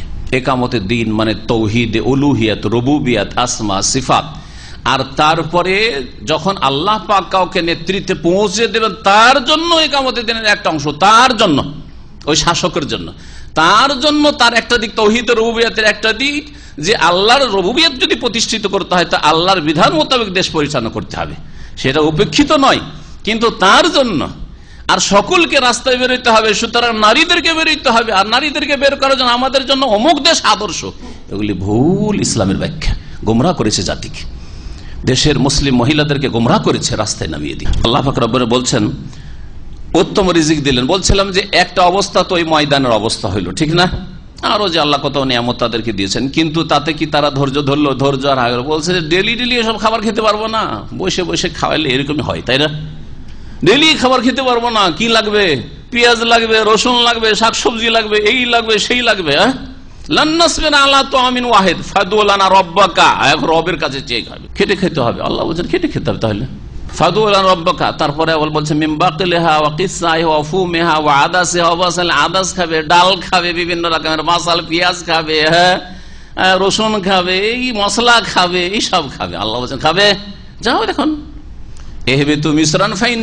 যাও শহরে আর চাষাবাদ করো, মেহনত করো, পরিশ্রম করো, জমি থেকে উৎপন্ন করো, খাও। আল্লাহ মান্নাসাল্লাহ বন্ধ করে দিলেন, এতে তাদেরকে বললেন যে যাও, তোমাদের পূর্বপুরুষদের দেশ হচ্ছে বাইতুল মুকাদ্দাস ফিলিস্তিন, প্যালেস্টাইনে যাও, প্যালেস্টাইনে ওখানে জিহাদ করে তোমাদেরকে ঢুকতে হবে না, সাহস করবেন। যাই হোক, তারপরে এক সময় আসলো যেই সময় ফিলিস্তিনে ঢুকলেন তারা। আল্লাহ পাক রব্বুল আলামিন তাদেরকে তৌফিক দিলেন অনেক পরে। তো সেখানে গিয়ে আল্লাহ রাব্বুল আলামিন তাদেরকে যে উত্তম রিজিক দান করেছেন সেই দিকেও ইঙ্গিত করা হয়েছে। মুফাসসির করে বলেছে উত্তম রিজিক কি? ফিলিস্তিন যে প্যালেস্টাইন দেশটি আছে, সেখানে মধু যথেষ্ট পরিমাণে পাওয়া যায়, ঘিয়ের অভাব নেই, মধুর অভাব নেই, জৈতুন বরকতের জিনিস, সেখানে জৈতুনের অভাব নেই, তিনের অভাব নেই, তিন ও জৈতুন, এই রকমের সেখানে বহু রকমের আল্লাহ পাকের নিয়ামত রয়েছে, যেগুলিকে আল্লাহ তাইয়্যিবাত বলে আখ্যায়িত করেছেন। আর তারপরে সেটা হচ্ছে মোবারক ভূমি। আল্লাহ পাক মোবারক আল্লাযী বারাকনা হাওলাহু, মেরাজের যে আয়াত রয়েছে নবী সাল্লাল্লাহু আলাইহি ওয়াসাল্লামের যে নৈশ ভ্রমণের, তাতে আল্লাহ পাক বলেছেন যে বরকতের দেশ। তো ওই দিকেও অনেকে বলেছেন যে এই আয়াত সম্পর্কে, যে এই আয়াতের ব্যাখ্যা ওই দিকে যাচ্ছে, ফিলিস্তিনে তাদেরকে যে আল্লাহ পাক বসবাসের আবার সুযোগ দিলেন। ফিলিস্তিন থেকে মিশরে কি করে চলে গেছিলেন? এখানে এই দুটি ইতিহাসকে, বনি ইসরায়েলদের আসল পূর্বপুরুষদের দেশ হচ্ছে প্যালেস্টাইন, তাই না? মুসা আলাইহিস সালামের যুগে আবার মিশর থেকে আসছেন, আর বলা হচ্ছে এখন তোমাদের পূর্বপুরুষদের দেশে ঢুকতে। মিশরে কি করে বনি ইসরায়েল পৌঁছিলেন? কোরআনে কারীমের ঘটনাগুলি সবগুলিকে যখন অ্যাডজাস্ট করবেন মুসা আলাইহিস সালামের ঘটনা, তখন বুঝতে পারবেন, বা বনি ইসরায়েলদের ঘটনা তখন বুঝতে পারবেন কি করে। তারা তো ছিলেন ফিলিস্তিনে, তো আবার মিশর থেকে এখন কি করে আসছেন? মিশরে কোন কালে গেলেন? ইউসুফ আলাইহিস সালাম মিশরের শাসক হলেন, ইউসুফের ঘর সূরা এসে পড়েছেন। তখন এই যে 11 ভাই চলে গেল না, 11 ভাই বাপ সহ ওখানে, ওই জামানা থেকে মিশরে তারা কাটাচ্ছিল। আর যুগের আবর্তন বিবর্তন, ইউসুফ আলাইহিস সালাম ইন্তেকালের পরে একটা সময় এমন আসলে ফেরাউনের জালেম শাসক আসলো, আর তখন তাদের জুলম অত্যাচার শুরু হলো। তো একটি জাতির যে উত্থান পতন হয়, এই ইতিহাসগুলি প্রমাণ করে। একটি জাতি সবসময় গোলামীর জীবন কাটে, আর সবসময় যে নেতৃত্বে থাকবে, সুখে থাকবে, তাও থাকবে না, এসব কথা প্রমাণিত হয়। আল্লাহ পাক তারপরে বলছেন ফামাখতালাফু হাত্তা জাআহুমুল ইলম, তারা অতদিন পর্যন্ত মতবিরোধ করেনি যতক্ষণ পর্যন্ত তাদের কাছে সঠিক জ্ঞান না এসেছে। সঠিক জ্ঞান আসার পরে তারা দ্বিমত করা শুরু করেছে। এতে আবার কি বোঝানো হয়েছে? এতে বোঝানো হয়েছে যে বনী ইসরায়েলরা সকলে একমত ছিল, ইহুদি খ্রিস্টান সকলে একমত ছিল যে শেষ নবী একজন আসবেন, আর সকলেই এই প্রতীক্ষাই ছিল বড় আবেগের সাথে যে কখন আসবে যে তাকে মানবো, আর কখন আসবে যে তার নেতৃত্বে তাকে সাথে নিয়ে আমরা জিহাদ ফি সাবিলিল্লাহ করব, দিনের কাজ করব ইত্যাদি। কিন্তু তাদের বড়ই স্বপ্ন ছিল জাতীয়তাবাদী স্বপ্ন, বুঝছেন না? জাতীয়তাবাদ যে কোনো জাতিকে ধ্বংস করেছে, এখানে এই শিক্ষা পাওয়া যায়। তাদের স্বপ্ন ছিল যে সেই শেষ নবীটা আমাদের বংশে ইসরাইল গোত্রে আসবে। ইসমাইলের বংশে কেন আসবে এই কল্পনাও করতে পারেনি। কিন্তু আল্লাহ পাক যে তার গায়েবে মনোনীত করে রেখেছেন মুহাম্মদ রাসূলুল্লাহকে ইসমাইল বংশে, হ্যাঁ, ইয়াকুব আলাইহিস সালামের বংশে, ইসরাইল বংশে নয়, ইসহাকের বংশে নয়, এটা আর বরদাস্ত হইল না। এত অপেক্ষা করার পরে যখন জানতে পারলো যে আরে মুহাম্মদ নামে যে এসছে, আর ইহুদিরা যেহেতু পড়াশোনা লোক ছিল, তারা তাওরাত সম্পর্কে জ্ঞান রাখতো, বুঝতেও পেরেছে, চিনতেও পেরেছিল, ইয়ারিফুনাহু কামা ইয়ারিফুনা আবনাহুম, তারা নবীকে চিনেছিল যেমন ভাবে তারা নিজের ছেলে মেয়েদেরকে চিনত, বুঝছেন না? তারপরে তারা কেন মানেনি? কুফারান হাসাদান, অস্বীকার করেছিল হিংসা করে। আরে নিজের বংশে আসলো না, নিজের জাতিতে আসলো না, নিজের গোত্রে আসলো না, নিজের জাতির হইল না, অন্য জাতির হয়ে গেল, কি করে মানে ওদের কাছে ছোট হয়ে যাবে? এতদিন আমাদের বংশে নবুয়ত রিসালাত থাকলো, এখন অন্য বংশে চলে যাবে। এই জাতীয়তা তাদেরকে খেয়ে ফেললো, ধ্বংস করে, দুনিয়া আখেরাত ধ্বংস করে দিল ইহুদিদের। তো আল্লাহ পাক ওখানে এই কথা বলছেন, তাদের কাছে সঠিক জ্ঞান আসার পরে তারা দ্বিমত শুরু, মানে সঠিক জ্ঞান মানে কোরআন, কোরআন যখন নাজিল হওয়া শুরু হলো তখন না নেই মুহাম্মদকে শেষ নবী মানবো, না মানবো না। তখন একদল মানলো, একদল মানলো না, এই দুই দল হয়ে গেল। ইন্না রাব্বাকা ইয়াকযী বাইনাহুম ইয়াওমাল কিয়ামাহ, হে নবী তোমার প্রতিপালক নিঃসন্দেহে তাদের মাঝে চূড়ান্ত ফয়সালা করবেন, বিচার করবেন কিয়ামতের দিনে, ফীমা কানু ফীহি ইখতালিফুন, ওই সব বিষয় যে বিষয়ে তারা দ্বিমত করেছিল। ফাইন কুনতা ফী শাক্কিম মিম্মা আনজালনা ইলাইক, হে নবী তুমি যদি সন্দিহান থাকো ওই বিষয়ে যা তোমার প্রতি নাজিল করেছি, অর্থাৎ কোরআনে কারীম সম্পর্কে তোমার সন্দেহ থাকে যে এটা আল্লাহর তরফ থেকে আল্লাহর বাণী না আর কিছু, এই সন্দেহ তো নবীর কি সন্দেহ ছিল নাকি? নবীর সন্দেহ ছিল? নবীর কাছে সকাল বিকাল ওহী নাযিল হচ্ছে, জিবরাইল আছে, আর নবী সাল্লাল্লাহু আলাইহি ওয়াসাল্লামের সন্দেহ ছিল? তাহলে এখানে নবী করিম সাল্লাল্লাহু আলাইহি ওয়াসাল্লামকে সম্বোধন করা হলো, উদ্দেশ্য হচ্ছে নবীর জাতিকে বলা, নবীর জাতিকে বলা, মক্কার কাফের মুশরিকদেরকে, অর্থাৎ হে নবী এদের যদি সন্দেহ হয় তাহলে জিজ্ঞেস করে নি জ্ঞানীদেরকে, তাওরাতের জ্ঞান যাদের কাছে আছে, তাওরাতের পণ্ডিত, ইনজিলের পণ্ডিত, আর ওইসব কিতাবে মুহাম্মদ সাল্লাল্লাহু আলাইহি ওয়াসাল্লামের কথা রয়েছে, আর আরো যেসব ভবিষ্যৎবাণী রয়েছে শেষ নবী সম্পর্কে, শেষ নবীর উম্মত সম্পর্কে, সেগুলি দেখে নি। আল্লাহ পাক বলছেন, হে নবী তুমি যদি সন্দেহান, মানে তোমার জাতি যদি সন্দেহান থাকে, ফিম্মা ওই কিতাব সম্পর্কে, কোরআন সম্পর্কে যা তোমার প্রতি নাজিল করেছি, ফাসআলিল্লাযিনা ইয়াকরাউনা আল কিতাব, তো জিজ্ঞেস করো ওই সব লোকদেরকে যারা কিতাব আল কিতাব পড়ে, মানে তাওরাত ইনজিল যারা পড়ে। এখানে আল কিতাব মানে আগের কিতাব, তাওরাত ইনজিল বোঝানো, মিন ক্বাবলিকা তোমার পূর্বে, যারা তোমার পূর্বে কিতাব পড়েছে, আল কিতাব মানে তাওরাত ইনজিল পড়েছে, তাদেরকে জিজ্ঞেস করুক, ইহুদি নাসারাদের, ওলামাদের, লাকাদ জাআকাল হাক্কু মির রাব্বিকা, তোমার প্রতিপালকের পক্ষ থেকে নিঃসন্দেহে সত্য আগত হয়েছে, ফালা তাকুনান্না মিনাল মুমতারিন, সুতরাং তুমি সন্দেহকারীদের অন্তর্ভুক্ত হইও না, ওয়ালা তাকুনান্না মিনাল্লাযিনা কাযযাবু বিআয়াতিল্লাহ, এবং তুমি ওদের অন্তর্ভুক্ত হইও না যারা আল্লাহর আয়াতগুলিকে অস্বীকার করেছে, ফাতাকুনা মিনাল খাসিরিন, না হলে তুমি ক্ষতিগ্রস্তদের দলে শামিল হবে। ইন্নাল্লাযিনা হাক্কাত আলাইহিম কালিমাতু রাব্বিকা লা ইউমিনুন, নিঃসন্দেহে ওই সব লোকেরা যাদের ওপর তোমার প্রতিপালকের বাণীর বাস্তবায়ন হয়েছে, প্রতিপালকের আযাবের শাস্তির বাণী যে রয়েছে এর বাস্তবায়ন হয়েছে, মানে আল্লাহ যা বলেছেন তা তাদের ওপর অবশ্যই হবে, যে এরা ঈমান নিয়ে আসবে না, এদের জন্য আযাব রয়েছে, লা ইউমিনুন, ওরা ঈমান নিয়ে আসবে না, ঈমান নিয়ে আসবে না। তো আল্লাহ বলে দিয়েছেন বা আল্লাহ লাউহে মাহফুজে লিখে দিয়েছেন, সেজন্য ঈমান নিয়ে আসেনি, জান্নাত তারা ঈমান নিয়ে আসবে না এই কথা আল্লাহ জানেন, সেজন্য লিখেছেন। আল্লাহ সবকিছু জানেন, ঠিক না? তা আল্লাহ জানেন যে এদের কাছে নবীও পাঠাবো, এদের জন্য কিতাবও নাজিল করব, কিন্তু এরা মেহনত করবে না, পড়বে না, শুনবে না, মানতে চাইবে না, অবাধ্য হবে, যার ফলে শেষ পরিণাম এরা হতভাগা হবে, জাহান্নামী হবে। আল্লাহর শেষ রেজাল্টটা লিখে রেখেছে, ওয়ালাউ জাআতুহুম কুল্লু আয়াতিন হাত্তা ইয়ারাউল আযাবাল আলীম, যদিও তাদের কাছে সব রকমের নিদর্শন আসে, হাত্তা ইয়ারাউল আযাবাল আলীম, মর্মান্তিক শাস্তি দেখা পর্যন্ত, তারপরও তারা ঈমান নিয়ে আসবে না।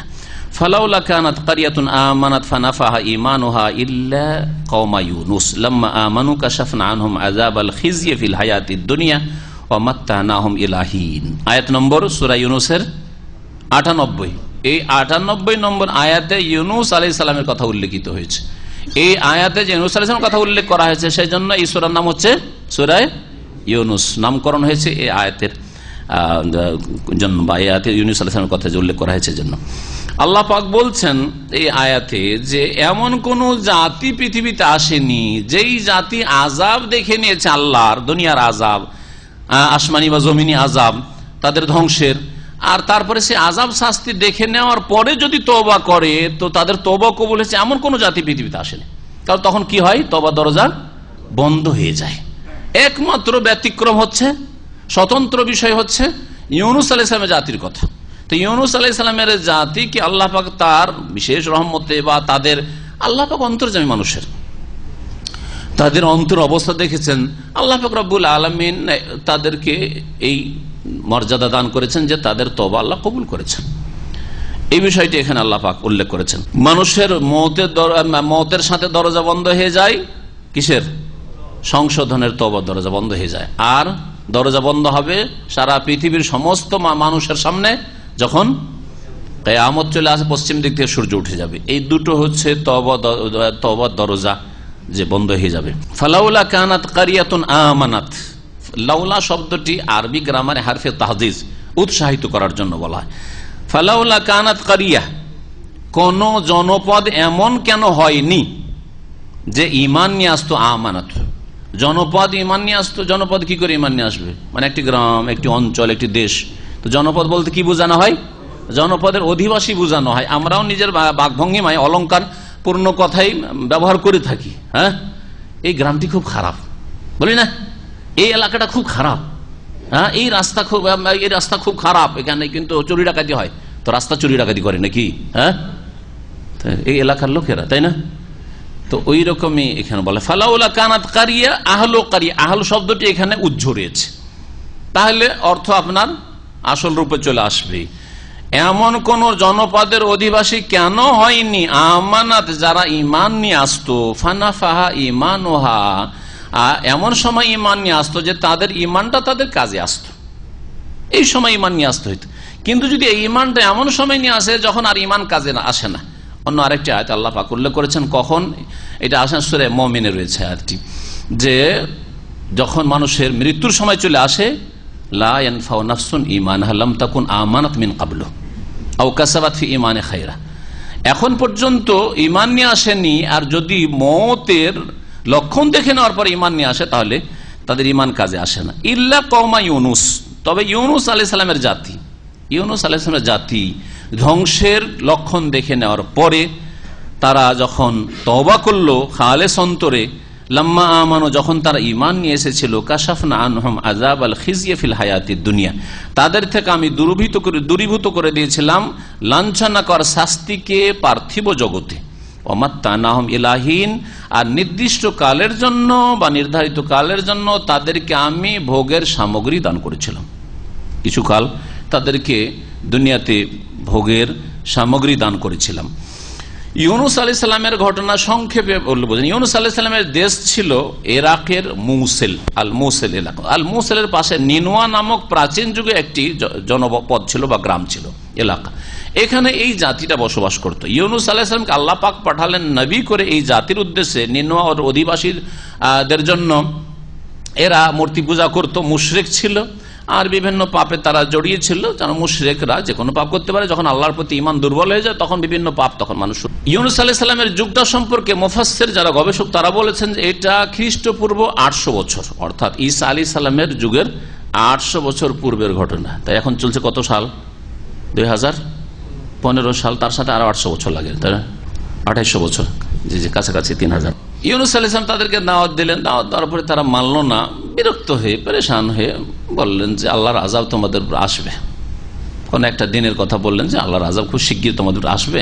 আর তারপরে জাতির রাগ করে গ্রাম থেকে বেরিয়ে, আযাব যেহেতু চলে আসবে আর আযাব আসে তার আগে নবীদেরকে এলাকা ছেড়ে বেরিয়ে যেতে হয়, বেরিয়ে পড়লেন তিনি। বেরিয়ে যাওয়ার পরে তিনি রাস্তা দিয়ে লোকজন যাতায়াত করে, কোনো এক জায়গায় ছিলেন, প্রতিদিন খোঁজ খবর নিতে থাকেন যে কি খবর, কি খবর, আমার জাতির কি খবর, আমার জাতির কি খবর। আযাব আসার যে দিনটা তিনি জানতেন বলেছিলেন, সেই দিন পার হয়ে চলে গেছে।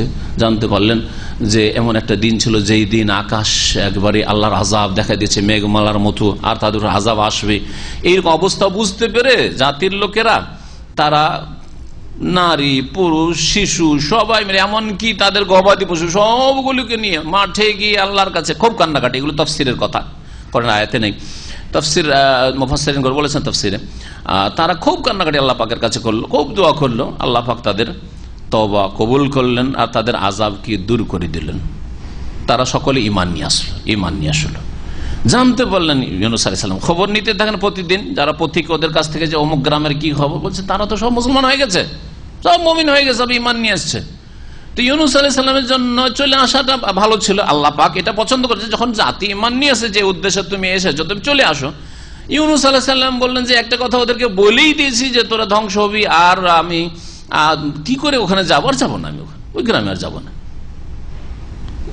আসলেন না। তারপরে পানিপথে যে ঘটনা আপনারা জানেন, যে তিনি সওয়ার হইতে গেলেন, কিন্তু বোঝা ভারী হয়ে গেল। যাই হোক, তাকে কোরাতে, যে লটারি করা হয়, কোরাতে তার নাম বারবার করে আসলে তিনি বলেন, দেখেন আমি আমার মনিবের বিনা হুকুমে এসছি, সুতরাং আমাকে ফেলে দেওয়া হোক। তিনি ঝাঁপ দিলেন আর তার মাছের পেটে চলে গেলেন, মাছের পেটে থাকলেন। মাছের পেট থেকে আল্লাহ পাক রব্বুল আলামিন তার দোয়া শুনলেন, লা ইলাহা ইল্লা আনতা সুবহানাকা ইন্নী কুনতু মিনাজ জালিমিন। এই দোয়া করলেন। আল্লাহ পাক কোরআনে কারীমে ইরশাদ করেছেন একটি আয়াতে, ফালাউলা আন্নাহু কানা মিনাল মুসাব্বিহিনা লালাবিসা ফি বাতনিহি ইলা ইয়াউমি ইউবাসুন। ইউনূস আলাইহিস সালাম যদি এই তাসবিহ, এই দোয়া আমার কাছে না করতো, তাহলে কিয়ামত পর্যন্ত মাছের পেটে থাকতো, মাছ হজমও করতো, আর মাছের পেটটাই তার জন্য কারাগার হয়ে যেত, মাছের পেটে কিয়ামত পর্যন্ত থেকে যেত। কিন্তু যখন তিনি দোয়া করলেন, আল্লাহ রাব্বুল বলেন, ফানাজ্জাইনাহু মিনাল গাম্মি ওয়া কাযালিকা নুনজিল মুমিনিন, আমি তাকে তার দুশ্চিন্তা, শোক থেকে, কষ্ট থেকে আমি নাজাত দিলাম, মুক্ত করলাম। আর এইভাবে মুমিনরা যে কোনো সময় লা ইলাহা ইল্লা আনতা সুবহানাকা ইন্নী কুনতু মিনাজ জালিমিন দোয়া ইউনূস যদি পড়ে একগ্র চিত্তে, আল্লাহ অভিমুখী হয়ে, তাহলে আল্লাহ পাক রব্বুল আলামিন সকল মুমিনকে বালা মুসিবত দূর করে নাজাত দিতে পারেন, আল্লাহ পাক রব্বুল আলামিন সুখ দিতে পারেন। এটা শুধু ইউনূস আলাইহিস সালামের সাথে খাস না, এই কথা বলার জন্য আল্লাহ পাক ওয়া কাযালিকা নুনজিল মুমিনিন বলছেন আল্লাহ রাব্বুল আলামিন, ওয়ালাউ শা রাব্বুকা, হে নবী তোমার প্রতিপালক যদি চাইতেন, লা আমানা মান ফিল আরদি কুল্লুহুম জামিয়া, তাহলে পৃথিবীতে যত লোকেরা রয়েছে সকলে ঈমান নিয়ে আসত। আল্লাহ চাইতেন মানে কিরকম চাওয়া, কিরকম চাওয়া? জবরদস্তি যদি চাইতেন, ঠিক না? জবরদস্তি চান, আল্লাহ কি চাননি? আল্লাহ চাওয়া তাহলে দুই প্রকার, আল্লাহ চাওয়া দুই প্রকার। চাওয়াকে আরবি ভাষা মাশিয়াত বা ইরাদা বলা হয়, হ্যাঁ মাশিয়াত। আল্লাহ শাহ মানে চাওয়া, হ্যাঁ ওমাতা শাউনা ইল্লা ইয়াশা আল্লাহ মাশিয়াত। আল্লাহর বা ইরাদা, ইরাদা মানে চাওয়া। তো আল্লাহর ইরাদা বা আল্লাহর মাশিয়াত হচ্ছে দুই রকম। একটা হচ্ছে মাশিয়াতে কৌনিয়া বা ইরাদা কৌনিয়া, সৃষ্টিগত চাওয়া, সৃষ্টিগত ভাবে আল্লাহর চাওয়া। আর একটা হচ্ছে ইরাদা শারঈয়া, বিধানগত চাওয়া, শরীয়তগত চাওয়া। আল্লাহ পাক যত যুগে নবী রাসূলগণের উপর বিধান নাযিল করেছেন, তাতে সারা পৃথিবীর সমস্ত মানুষ জিনের কাছে ঈমান চেয়েছেন কি চাননি? আপনাদেরকে সহজ করে বোঝাবার জন্য, সকল মানুষের ঈমান চেয়েছেন না কারো জন্য ঈমান চেয়েছেন, কারো জন্য কুফরি চেয়েছেন? শরীয়তে আল্লাহর হুকুম, বিধানে, বিধানে কি আছে? সকলকে হুকুম করেছেন আমিনু, ঈমান নিয়ে আসো, ঠিক না? তা এটা হচ্ছে আল্লাহর বিধানগত চাওয়া। আল্লাহর নাযিলকৃত বিধানে সকলের কাছে আল্লাহ ঈমান চেয়েছেন, সততা চেয়েছেন সকলের কাছেই, হ্যাঁ কুফরি না, পাপ না, অন্যায় না, বরং সকলের কাছে নেক আমল চেয়েছেন। এটা হচ্ছে আল্লাহর বিধানগত চাওয়া। সৃষ্টিগত চাওয়া হচ্ছে মানে আল্লাহ যা সৃষ্টি করেন, সৃষ্টি করার ক্ষেত্রে আল্লাহ রাব্বুল আলামিন ভালো সৃষ্টি করেন, মন্দ সৃষ্টি করেন, বোঝা গেছে? ভালো সৃষ্টি করেন, মন্দ সৃষ্টি করেন। তো আল্লাহ রাব্বুল আলামিন যদি তার ক্ষমতা দিয়ে সকলের অন্তরকে জবরদস্তি পাল্টে দিতে চাইতেন, মানে তার সৃষ্টিগত চাওয়াতে যদি বাধ্য করতেন তাদেরকে যে তোদেরকে ঈমান নিয়ে আসতেই হবে, তাহলে কারো ক্ষমতা ছিল না ঈমানকে অস্বীকার করার। কিন্তু শরীয়তের বিধানে তিনি হুকুম করেছেন আর তাদেরকে স্বাধীনভাবে ছেড়ে দিয়েছেন যে দুটো রাস্তা সামনে থাকলো, হ্যাঁ ইন্না হাদাইনাহুস সাবিলা ইম্মা শাকিরা ওয়া ইম্মা কাফুরা, তোমাদেরকে দুই রাস্তার মোড়ে ছেড়ে দিলাম, ইম্মা শাকিরা শুকরগুজার হয়ে ভালো রাস্তা ধরো, ওয়া ইম্মা কাফুরা কুফরি করে পাপের রাস্তা, জাহান্নামের রাস্তা ধরো। এখানে আল্লাহ বাধ্য করেননি, এই কথা এখানে বলা হয়েছে। যদি রব চাইতেন বাধ্য করে শুধু ভালো রাস্তা, জান্নাতের রাস্তা নিয়ে যেতে, লা আমানা মান ফিল আরদি কুল্লুহুম জামিয়া, পৃথিবীর সকলে ঈমান নিয়ে আসতো। আফান্তা তুকরিহুন নাস, নবীকে আল্লাহ সান্ত্বনা দিচ্ছেন। আল্লাহ জবরদস্তি করেননি, মোহাম্মদ তুমি জবরদস্তি করতে পারবে নাকি? আল্লাহ করেননি, করতে পারবেন, তারপরে অন্তরকে পাল্টে দেয় সক্ষম আল্লাহ পাক। এমনটা কি যে আল্লাহ ফেরাউনকে হেদায়েত করতে পারেননি? বলতে পারবেন? মুসা আলাইহিস সালাম পারেননি বলবেন, কিন্তু আল্লাহ পাক রব্বুল আলামিন কি ফেরাউনকে হেদায়েত করতে পারতেন না জবরদস্তি করলে? আবু জাহালকে পারতেন না, উমরকে পেরেছেন। আর হ্যাঁ, কিন্তু রাসূলুল্লাহ সাল্লাল্লাহু আলাইহি ওয়াসাল্লাম নিজের চাচা আবু তালেবকে পারেননি, আবু লাহাবকে পারেননি, আব্বাসকে পেরেছেন, হামজাকে পেরেছেন, ঠিক না? উমরকে পেরেছেন, আবু জাহালকে পারেননি। এটা হচ্ছে আল্লাহর একত্ব। এই দিয়ে আল্লাহ প্রমাণ করে দিয়েছেন তাওহীদ আমার হক। হ্যাঁ, সর্বময় ক্ষমতার মালিক আমি, একমাত্র আল্লাহ, আমার জন্য একত্ব রয়েছে। আমার সাথে আমার মোহাম্মদও শরিক না, আমার মুসাও শরিক না, ইব্রাহিমও শরিক না, তার বাপকে পারেনি, নূহও শরিক না, তার স্ত্রীকে পারেনি, ছেলেকে পারেনি, কিন্তু আমি ইচ্ছা করলে পারতাম। তো আল্লাহ পাক রব্বুল আলামিন বলছেন, আফা আনতা তুকরিহুন নাস, হে নবী, তাহলে কি তুমি মানুষকে জবরদস্তি করবে হাত্তা ইয়াকুনু মুমিন, যাতে করে সকলে মুমিন হয়ে যায়? তোমার ক্ষমতা আছে? এটা তোমার ক্ষমতা না, আমার ইচ্ছা। আমি কাকে হেদায়েতের তৌফিক দেব আর না দেব, তোমাকে পাঠিয়েছি, তোমার কাজ সকলকে বলো। এখন কে আসবে না আসবে, অন্তর ফিরিয়ে দেওয়া, গন্তব্যস্থানে পৌঁছে দেওয়া আমার কাজ। ওমা কানা লিনাফসিন আন তুমিনা ইল্লা বিইذনিল্লাহ। আর আল্লাহ পাক বলছেন যে কোন ব্যক্তির জন্য সম্ভবপর নয় যে ঈমান নিয়ে আসবে ইল্লা বিইذনিল্লাহ, আল্লাহর অনুমতি ছাড়া। আল্লাহর অনুমতি ছাড়া মানে আল্লাহর সৃষ্টিগত ইচ্ছা ছাড়া। সৃষ্টিগত আল্লাহর শরীয়তের অনুমতি নাই। একটা কাফের যদি বলে আল্লাহ আমাকে শরীয়তের নামাজ পড়ার অনুমতি দেয়নি, কথাটা ভুল না সত্য? হ্যাঁ, এটা বেনামাজি যদি বলে আল্লাহ আমাকে শরীয়তের নামাজ পড়ার অনুমতি দেয়নি, নামাজ পড়ার হুকুম করেছেন, অনুমতি দেয়নি, মানে নামাজ ফরজ করেছেন আল্লাহ। তো শরীয়তের হুকুম ঠিক আছে, কিন্তু সৃষ্টিগত আল্লাহ পাকের হুকমে ফয়সালাতে এই লোকটা তার যে শরীরে শক্তি রয়েছে নামাজ পড়ার, সেটা কাজে লাগাচ্ছে, সুতরাং সে নামাজি। আর একজন শরীরে ক্ষমতা আছে নামাজ পড়া, নামাজ পড়ছে না, ক্ষমতা কাজে লাগাচ্ছে না, আল্লাহ তাকে তৌফিক দিচ্ছেন না, যেহেতু সে কাজে লাগাচ্ছে না। তো এই দুটো আল্লাহ পাকের ইচ্ছার কথা মনে রাখবেন। আল্লাহ পাকের সৃষ্টিগত ইচ্ছাতে পৃথিবীতে ভালো মন্দ সবকিছুই থাক, বাধ্য আল্লাহ করেননি। তবে দুটোই গুণ দিয়ে আল্লাহ সৃষ্টি করেছেন মানব জাতিকে, জিন জাতিকে। দুটোই গুণ আছে, ভালো গুণ আছে আর মন্দ গুণ আছে। বারবার এই কথাগুলি আমি বলে আসছি যাতে করে এই সম্পর্কে কোনো কারো সংশয় না থাকে। তো আল্লাহর অনুমতি, কারণ যদি আপনি বলেন না না আল্লাহর বিনা হুকুমে কুফরি করছেন, তার মানে আল্লাহ পারেন না নাকি? আল্লাহ অপারগ, আল্লাহ ফিরে দিতে পারবে না? আল্লাহকে অক্ষম বানিয়ে দেন, আল্লাহ অক্ষম না, আল্লাহ সক্ষম। আর আল্লাহ পাক অপবিত্রতা চাপিয়ে দেন ওই সব লোকদের ওপর যারা হচ্ছে নির্বোধ। যারা নির্বোধ তাদের ওপর কুফরির, অপবিত্রতা, নাপাকি অথবা জাহান্নামের শাস্তির নাপাকি তাদের ওপর আল্লাহ পাক চাপিয়ে দেন। যারা নাপাকিটা তার কাদের ওপর চাপে? যারা নির্বোধ। তার নির্বোধ হইল কেন? বোধ শক্তি নেই? আরে দুনিয়া বুঝতে গিয়ে বুদ্ধিজীবী হয়ে গেল, আর ইসলাম বুঝতে গিয়ে আমার সমান বুঝতে পারে না। হ্যাঁ, চাঁদে পৌঁছে যাওয়ার দাবি করলো, আর ইসলাম পৌঁছে যে ইসলাম বুঝতে গিয়ে সাধারণ একটা মুসলিমের সমান বুঝতে পারে না। তো লায়াকিলুন, এরা নির্বোধ। তো নির্বোধদের উপর আল্লাহ পাক নাপাকি, কুফরির নাপাকি আর জাহান্নামের আযাবের নাপাকি, ধ্বংসের নাপাকি আল্লাহ পাক চাপিয়ে দিয়েছে। কুল, হে নবী বলো, উনজুরু মাযা ফিস সামাওয়াতি ওয়াল আরদ, তোমরা দেখো গভীরভাবে কি রয়েছে আকাশসমূহে আর জমিনে। ওমা তুগনিল আয়াতু ওয়ান নুযুরু আন কওমিন লা ইউমিনুন, আর নিদর্শনাবলী আর সতর্ককারীগণ কি বা কাজে আসবে ওই সম্প্রদায়ের যারা বিশ্বাসী নয়। যারা বিশ্বাস করবে না তাদের আকাশ দেখে লাভটা কি, আর পৃথিবী দেখে লাভটা কি, আর সাগর মহাসাগর আর পাহাড় পর্বত দেখে লাভটা কি? কিন্তু একটা বেদুইন যাযাবর কিছুই জানে না। আল্লাহ বলছেন আফালা ইয়ানজুরুনা ইলাল ইবলি কাইফা খুলিকাত, দেখো উটটাকে আল্লাহ কেমন করে পয়দা করেছেন। ওয়াইলাস সামাই কাইফা রুফিআত, দেখো আকাশ কেমন আল্লাহ পাক উন্নীত করেছেন। ওয়াইলাল জিবালি কাইফা নুসিবাত, পাহাড়গুলিকে দেখো কিভাবে আল্লাহ পাক রব্বুল আলামিন সেগুলোকে স্থাপিত করেছেন নসিবাত। ওয়াইলাল আরদে কাইফা সুতিহা, জমিনটাকে দেখো কিভাবে আল্লাহ পাক বিছানোর মতো বানিয়ে দিয়েছে, বসবাসযোগ্য বানিয়ে দিয়েছে। এই দেখে হিদায়াত হচ্ছে। কিন্তু সায়েন্স বুঝার পরেও এতে যে আরো গভীর ভাবে অধ্যয়ন করলে যে কত কি আল্লাহ পাক সৃষ্টি করেছেন, এগুলি জানার পরে শরীরের গভীরে কত যে কি আছে, এগুলি একটা ডাক্তার জানার পরে আল্লাহকে চিনতে পারলো না। আরে একটা মোটা খাই মোটা বুঝে সে, তার নাক মুখ আর কারোর সাথে কারো মিল নেই, আরে ফিঙ্গারপ্রিন্টে কারোর সাথে কারো মিল হচ্ছে না, এতেই সে আল্লাহকে চিনতে পারলো। একটা ছোট্ট কথা যে আল্লাহকে চিনতে পারলো। কিন্তু যারা দুনিয়ার সবকিছু বুঝে, ব্লাড বুঝে, আরো ভিতরে যে কত কি আছে বুঝে, অফি আনফুসিকুম আফালা তুবসিরুন, বড় বড় বৈজ্ঞানিক হওয়ার পরেও আল্লাহর তারা হদিস পেল না, হতভাগায়রা, এরা হচ্ছে নির্বোধ।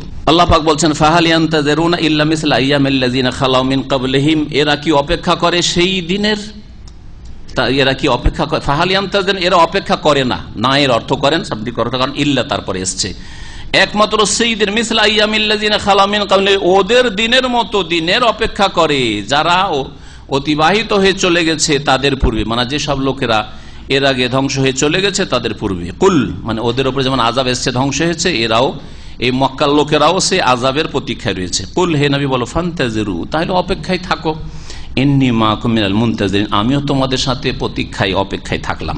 সুম্মা নুনাজ্জি রাসূলানা, অতঃপর আমি আমার রাসূলগণকে নাজাত দিয়ে থাকি।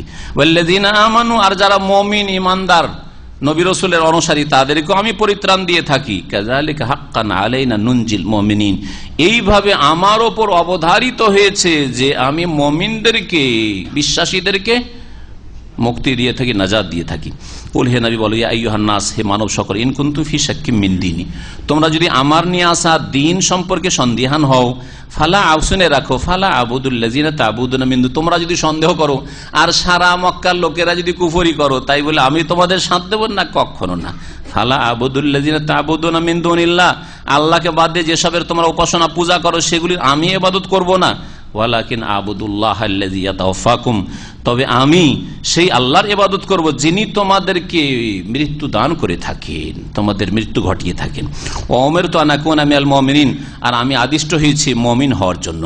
ওয়ান আকিম ওয়াজহাকা লিদ্দীন হানিফা, হে নবী তুমি তোমার মুখমণ্ডল চেহারাকে সুপ্রতিষ্ঠিত করো দিনের জন্য, হানিফান একগ্রতার সাথে, একনিষ্ঠতার সাথে। ওয়ালা তাকুনান্না মিনাল মুশরিকিন, আর মুশরিকদের অন্তর্ভুক্ত হয়েও না, তাদের দলে শামিল হয়ে যেও না। ওয়ালা তাদউ মিন দুনিল্লাহি মা লা ইয়ানফাউকা ওয়া লা ইয়াদুররুক, আর হে নবী তুমি ডেকো না আল্লাহকে বাদ দিয়ে এমন কিছুকে যা তোমার কাজেও আসে না, ওয়া লা ইয়াদুররুকা তোমার ক্ষতিও করতে পারে না, এসবকে ডেকো না। এই দেবদেবীকে ডেকো না, এই প্রতিমা পুতুলকে ডেকো না, এই মৃতদেরকে ডাকিও না, কবর মাজার ওয়ালাকে ডেকো না, এই জিলানি চিস্তিকে ডেকো না। ওয়ালা তাদউ মিন দুনিল্লাহ, আল্লাহকে বাদ দিয়ে অন্য এমন কিছু ডেকো না যারা কি, বা যেসব বস্তু বা ব্যক্তি না কোনো কাজে আসে, না ক্ষতি করতে পারে, না উপকার করতে পারে, না অপকার করতে পারে। ফাইন ফাল তাহে নবী তুমি মোহাম্মদ হয়ে যদি এই কাজ করো, আল্লাহকে বাদ দিয়ে কাউকে ডাকো, ইব্রাহিমকে ডাকো, মুসাকে ডাকো, গৌসকে ডাকো, ফাইন্নাকা ইযাম মিনাজ জালিমিন, তাহলে তখন তুমি জালেমদের অন্তর্ভুক্ত, আর বড় জালেম হচ্ছে মুশরিক। এখানে জালেম মানে মুশরিকদের অন্তর্ভুক্ত হয়ে যাবে। নবী করিম সাল্লাল্লাহু আলাইহি সাল্লাম সম্পর্কে এরকম তো কোনো আল্লাহ পাকের একটা ছিল না যে করতে পারে কখনো, কিন্তু কেন নবীকে সম্বোধন করে বলা হয়েছে সরাসরি, যাতে করে নবীকেও আমি ছাড়বো না শিরিক করে আসলে, তাহলে তোমাদের কি করে ছাড়বো হে মুসলিম, যে ধর্মের নামে তোমরা কবর মাজার পূজা করবে আর আল্লাহর সামনে আসে, আর আসার পর ছেড়ে দেবো তোমাদেরকে, আর তোমাদের মুরব্বী হুজুর কিবলাদেরকে ছেড়ে দেবো, কখনো ছাড়বো না। ফাইন ফাআলতা ফাইন্নাকা ইযাম মিনাল যালিমিন ওয়া ইয়ামসাসকাল্লাহু বিদুররিন ফালা কাশিফা লাহু ইল্লা হু, হে নবী তোমাকে যদি আল্লাহ পাক অনিষ্ট দিয়ে স্পর্শ করেন, অনিষ্ট দিয়ে স্পর্শ করে, বালা মুসিবত রোগ যদি আল্লাহ দেন, ফালা কাশিফা লাহু ইল্লা হু, তিনি ছাড়া আর কেউ তা দূরীভূত করতে পারে না, কেউ তা মোচন করতে পারে না। বালা মুসিবত আসলে একমাত্র আরোগ্যের মালিক আল্লাহ পাক রব্বুল আলামিন, বালা মুসিবত দূর করার মালিক আল্লাহ রব্বুল আলামিন। ওয়াই ইউরিদকা বিখাইরিন, আর যদি আল্লাহ পাক কল্যাণের ইচ্ছা করেন, ফালা রাদ্দা লিফাদলি, তাহলে তার অনুগ্রহকে কেউ সরাতে পারে না, কেউ রদ করতে পারে না। ইউসিব রদ করা শব্দটি তাহলে বাংলায় ব্যবহৃত একটি আরবি শব্দ, ফালা রাদ্দা, ইসিম ফাইলের সেগা, রাদ্দুন ইসিম ফাইলে রাদ্দা রুদ্দু থেকে। ইউসিব বিহি মান ইয়াশা, আল্লাহ পাক সেই অনুগ্রহ দান করে থাকেন, দিয়ে থাকেন যাকে আল্লাহ চান তার দাসদের মধ্য থেকে, বান্দাদের মধ্য থেকে। ওয়া হুয়াল গফুরুর রহিম, আর তিনি বড় মার্জনাকারী, বড় দয়ালু। কুল হে নবী বলো ইয়া আইয়ুহান নাস, হে মানব সকল, আল্লাহর পক্ষ থেকে সূরা ইউনূসে নবী করিম সাল্লাল্লাহু আলাইহি ওয়াসাল্লামকে সম্বোধন, যে সারা বিশ্বের সমস্ত মানুষকে একটি আহ্বান, এটা হচ্ছে এলানে আম, সাধারণ ঘোষণা, এটা বলা যেতে পারে কি সাধারণ ঘোষণা আল্লাহ পাক রব্বুল পক্ষ থেকে। হে নবী বলো, ইয়া আইয়ুহান নাস, হে মানব সকল। মক্কার মানুষকে সরাসরি বলা হয়েছে, আর সারা বিশ্বের কিয়ামত পর্যন্ত যত মানুষ এসেছে আর আসবে সকলকেই, নবী সাল্লাল্লাহু আলাইহি ওয়াসাল্লামের পরে যারাই এসেছে সকলকে সম্বোধন করা হয়েছে, হে মানব সকল, কাদ জাআকুমুল হাক্কু মির রাব্বিকুম, তোমাদের প্রতিপালকের পক্ষ থেকে সত্য তোমাদের কাছে আগত হয়েছে। ফামানিহতাদা ফাইন্নামা ইয়াহতাদি লিনাফসি, সুতরাং কেউ যদি সঠিক পথ প্রাপ্ত হয় তাহলে নিজের কল্যাণের জন্য সে সঠিক পথ পাবে। ভালো পথে যদি চলে তো নিজেরই সে মঙ্গল করলো, খায়ের করলো, হ্যাঁ, নিজের কল্যাণ করলো। বোঝা গেল যে নিজের কর্ম দিয়ে নিজের কল্যাণ হাসিল করতে হবে, এই কথাটি মনে রাখবেন। ফাইন্নামা ইয়াহতাদি ওয়ামান দাল্লা, আর কেউ যদি পথভ্রষ্ট হয়, ফাইন্নামা ইয়াদিল্লু আলাইহা, তাহলে সে পথভ্রষ্ট হইল তার নিজের বিরুদ্ধে। আলাইহা আলা বিপরীতের বিরুদ্ধের জন্য আসে, মানে নিজের ক্ষতি সাধন করলো, পথভ্রষ্ট হয়ে নিজের ক্ষতি সাধন করলো। ওয়ামা আনা আলাইকুম বিওয়াকিল, আর আমি তোমাদের কর্মবিধায়ক না, সব কাজের হ্যাঁ হিসাব নেব না, আমার কাজ হচ্ছে পৌঁছে দেওয়া, আমার কাজ হচ্ছে সতর্ক করে দেওয়া। ওকিল আল্লাহ পাক রব্বুল আলামিন, যিনি কর্মবিধায়ক, কাজের খোঁজ খবর নেবেন, তদন্ত করবেন, হিসাব নেবেন, জবাবদিহি করতে হবে আল্লাহ পাকের সামনে। এই আয়াত সম্পর্কে মুফাসসিরিনগণ বলছেন যে বোঝা গেল যে কেউ যদি আমল নিজের না করে আখিরাতের নাজাতের জন্য কিছু সম্বল না নিয়ে যায়, তাহলে শুধু শুধু অন্যরা, আত্মীয় স্বজনরা তাকে বক্সানোর জন্য তদবির করতে থাকবেন, এটা কখনো কাজে আসবে না। কেমন করে বুঝলেন? আয়াতটা ভালো করে গভীরভাবে চিন্তা করেন।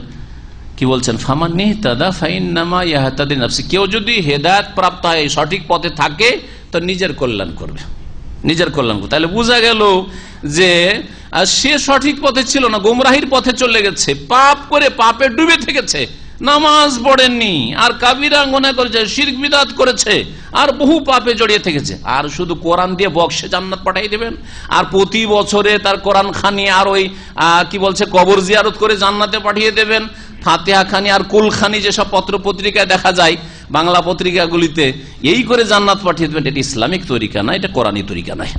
জি, আল্লাহ পাক তারপর বলছেন ওয়াত্তাবি মা ইউহা ইলাইকা, হে নবী তুমি অনুসরণ করো ওই বিধানের যা তোমার কাছে প্রত্যাদেশ করা হচ্ছে, ওহী করা হচ্ছে। ওয়াসবির, আর অনুসরণের সাথে সাথে ধৈর্য ধারণ করতে হবে। যা ওহী করা হচ্ছে তুমি নিজে মেনে চলো, আর কেউ কিছু বলছে বা জুলম অত্যাচার চলছে, ধৈর্য ধারণ করতে হবে, আর এই দাওয়াত দিতে থাকো। যখন অনুসরণ করবেন তখন দাওয়াতও দিতে হবে। ওয়াসবির, ধৈর্য ধারণ করো, হাত্তা ইয়াহকুম আল্লাহ, যতক্ষণ পর্যন্ত আল্লাহ ফয়সালা করবেন। ওয়া হুয়া খায়রুল হাকিমিন, আর তিনি হচ্ছেন সর্বোত্তম ফয়সালাকারী। এখানে আমাদের সূরা ইউনূসের তাফসীর শেষ হলো। আল্লাহ পাক রব্বুল আলামিন যেন আমাদের ভালো কথা কবুল করেন, আর আমাদের ভুল কথা যেন মাফ করে দেন। যদি অন্যায় কথা বলি আল্লাহ পাক যেন মাফ করে দেন। ভুল কথা যদি ইচ্ছা করে বলি অথবা অনিচ্ছাকৃত বলি, তাহলে শয়তানের পক্ষ থেকে, আমার পক্ষ থেকে আল্লাহ পাক যেন মাফ করে দেন। আর ভালো কথা যদি বলি তাহলে আল্লাহ পাকের পক্ষ থেকে তৌফিক, আল্লাহ পাক যেন সাদরে গ্রহণ করেন। আল্লাহ পাক যেন হক কথাতে, কোরআন এবং হাদিসের কথাতে তাসির দান করেন, ভালো কথা বলার তৌফিক দান করেন, ভালো কথা মেনে চলার তৌফিক দান করেন। ওয়া সাল্লাল্লাহু আলা নবিয়িনা মুহাম্মদ ওয়া আলা আলিহি ওয়া সাহবিহি আজমাইন।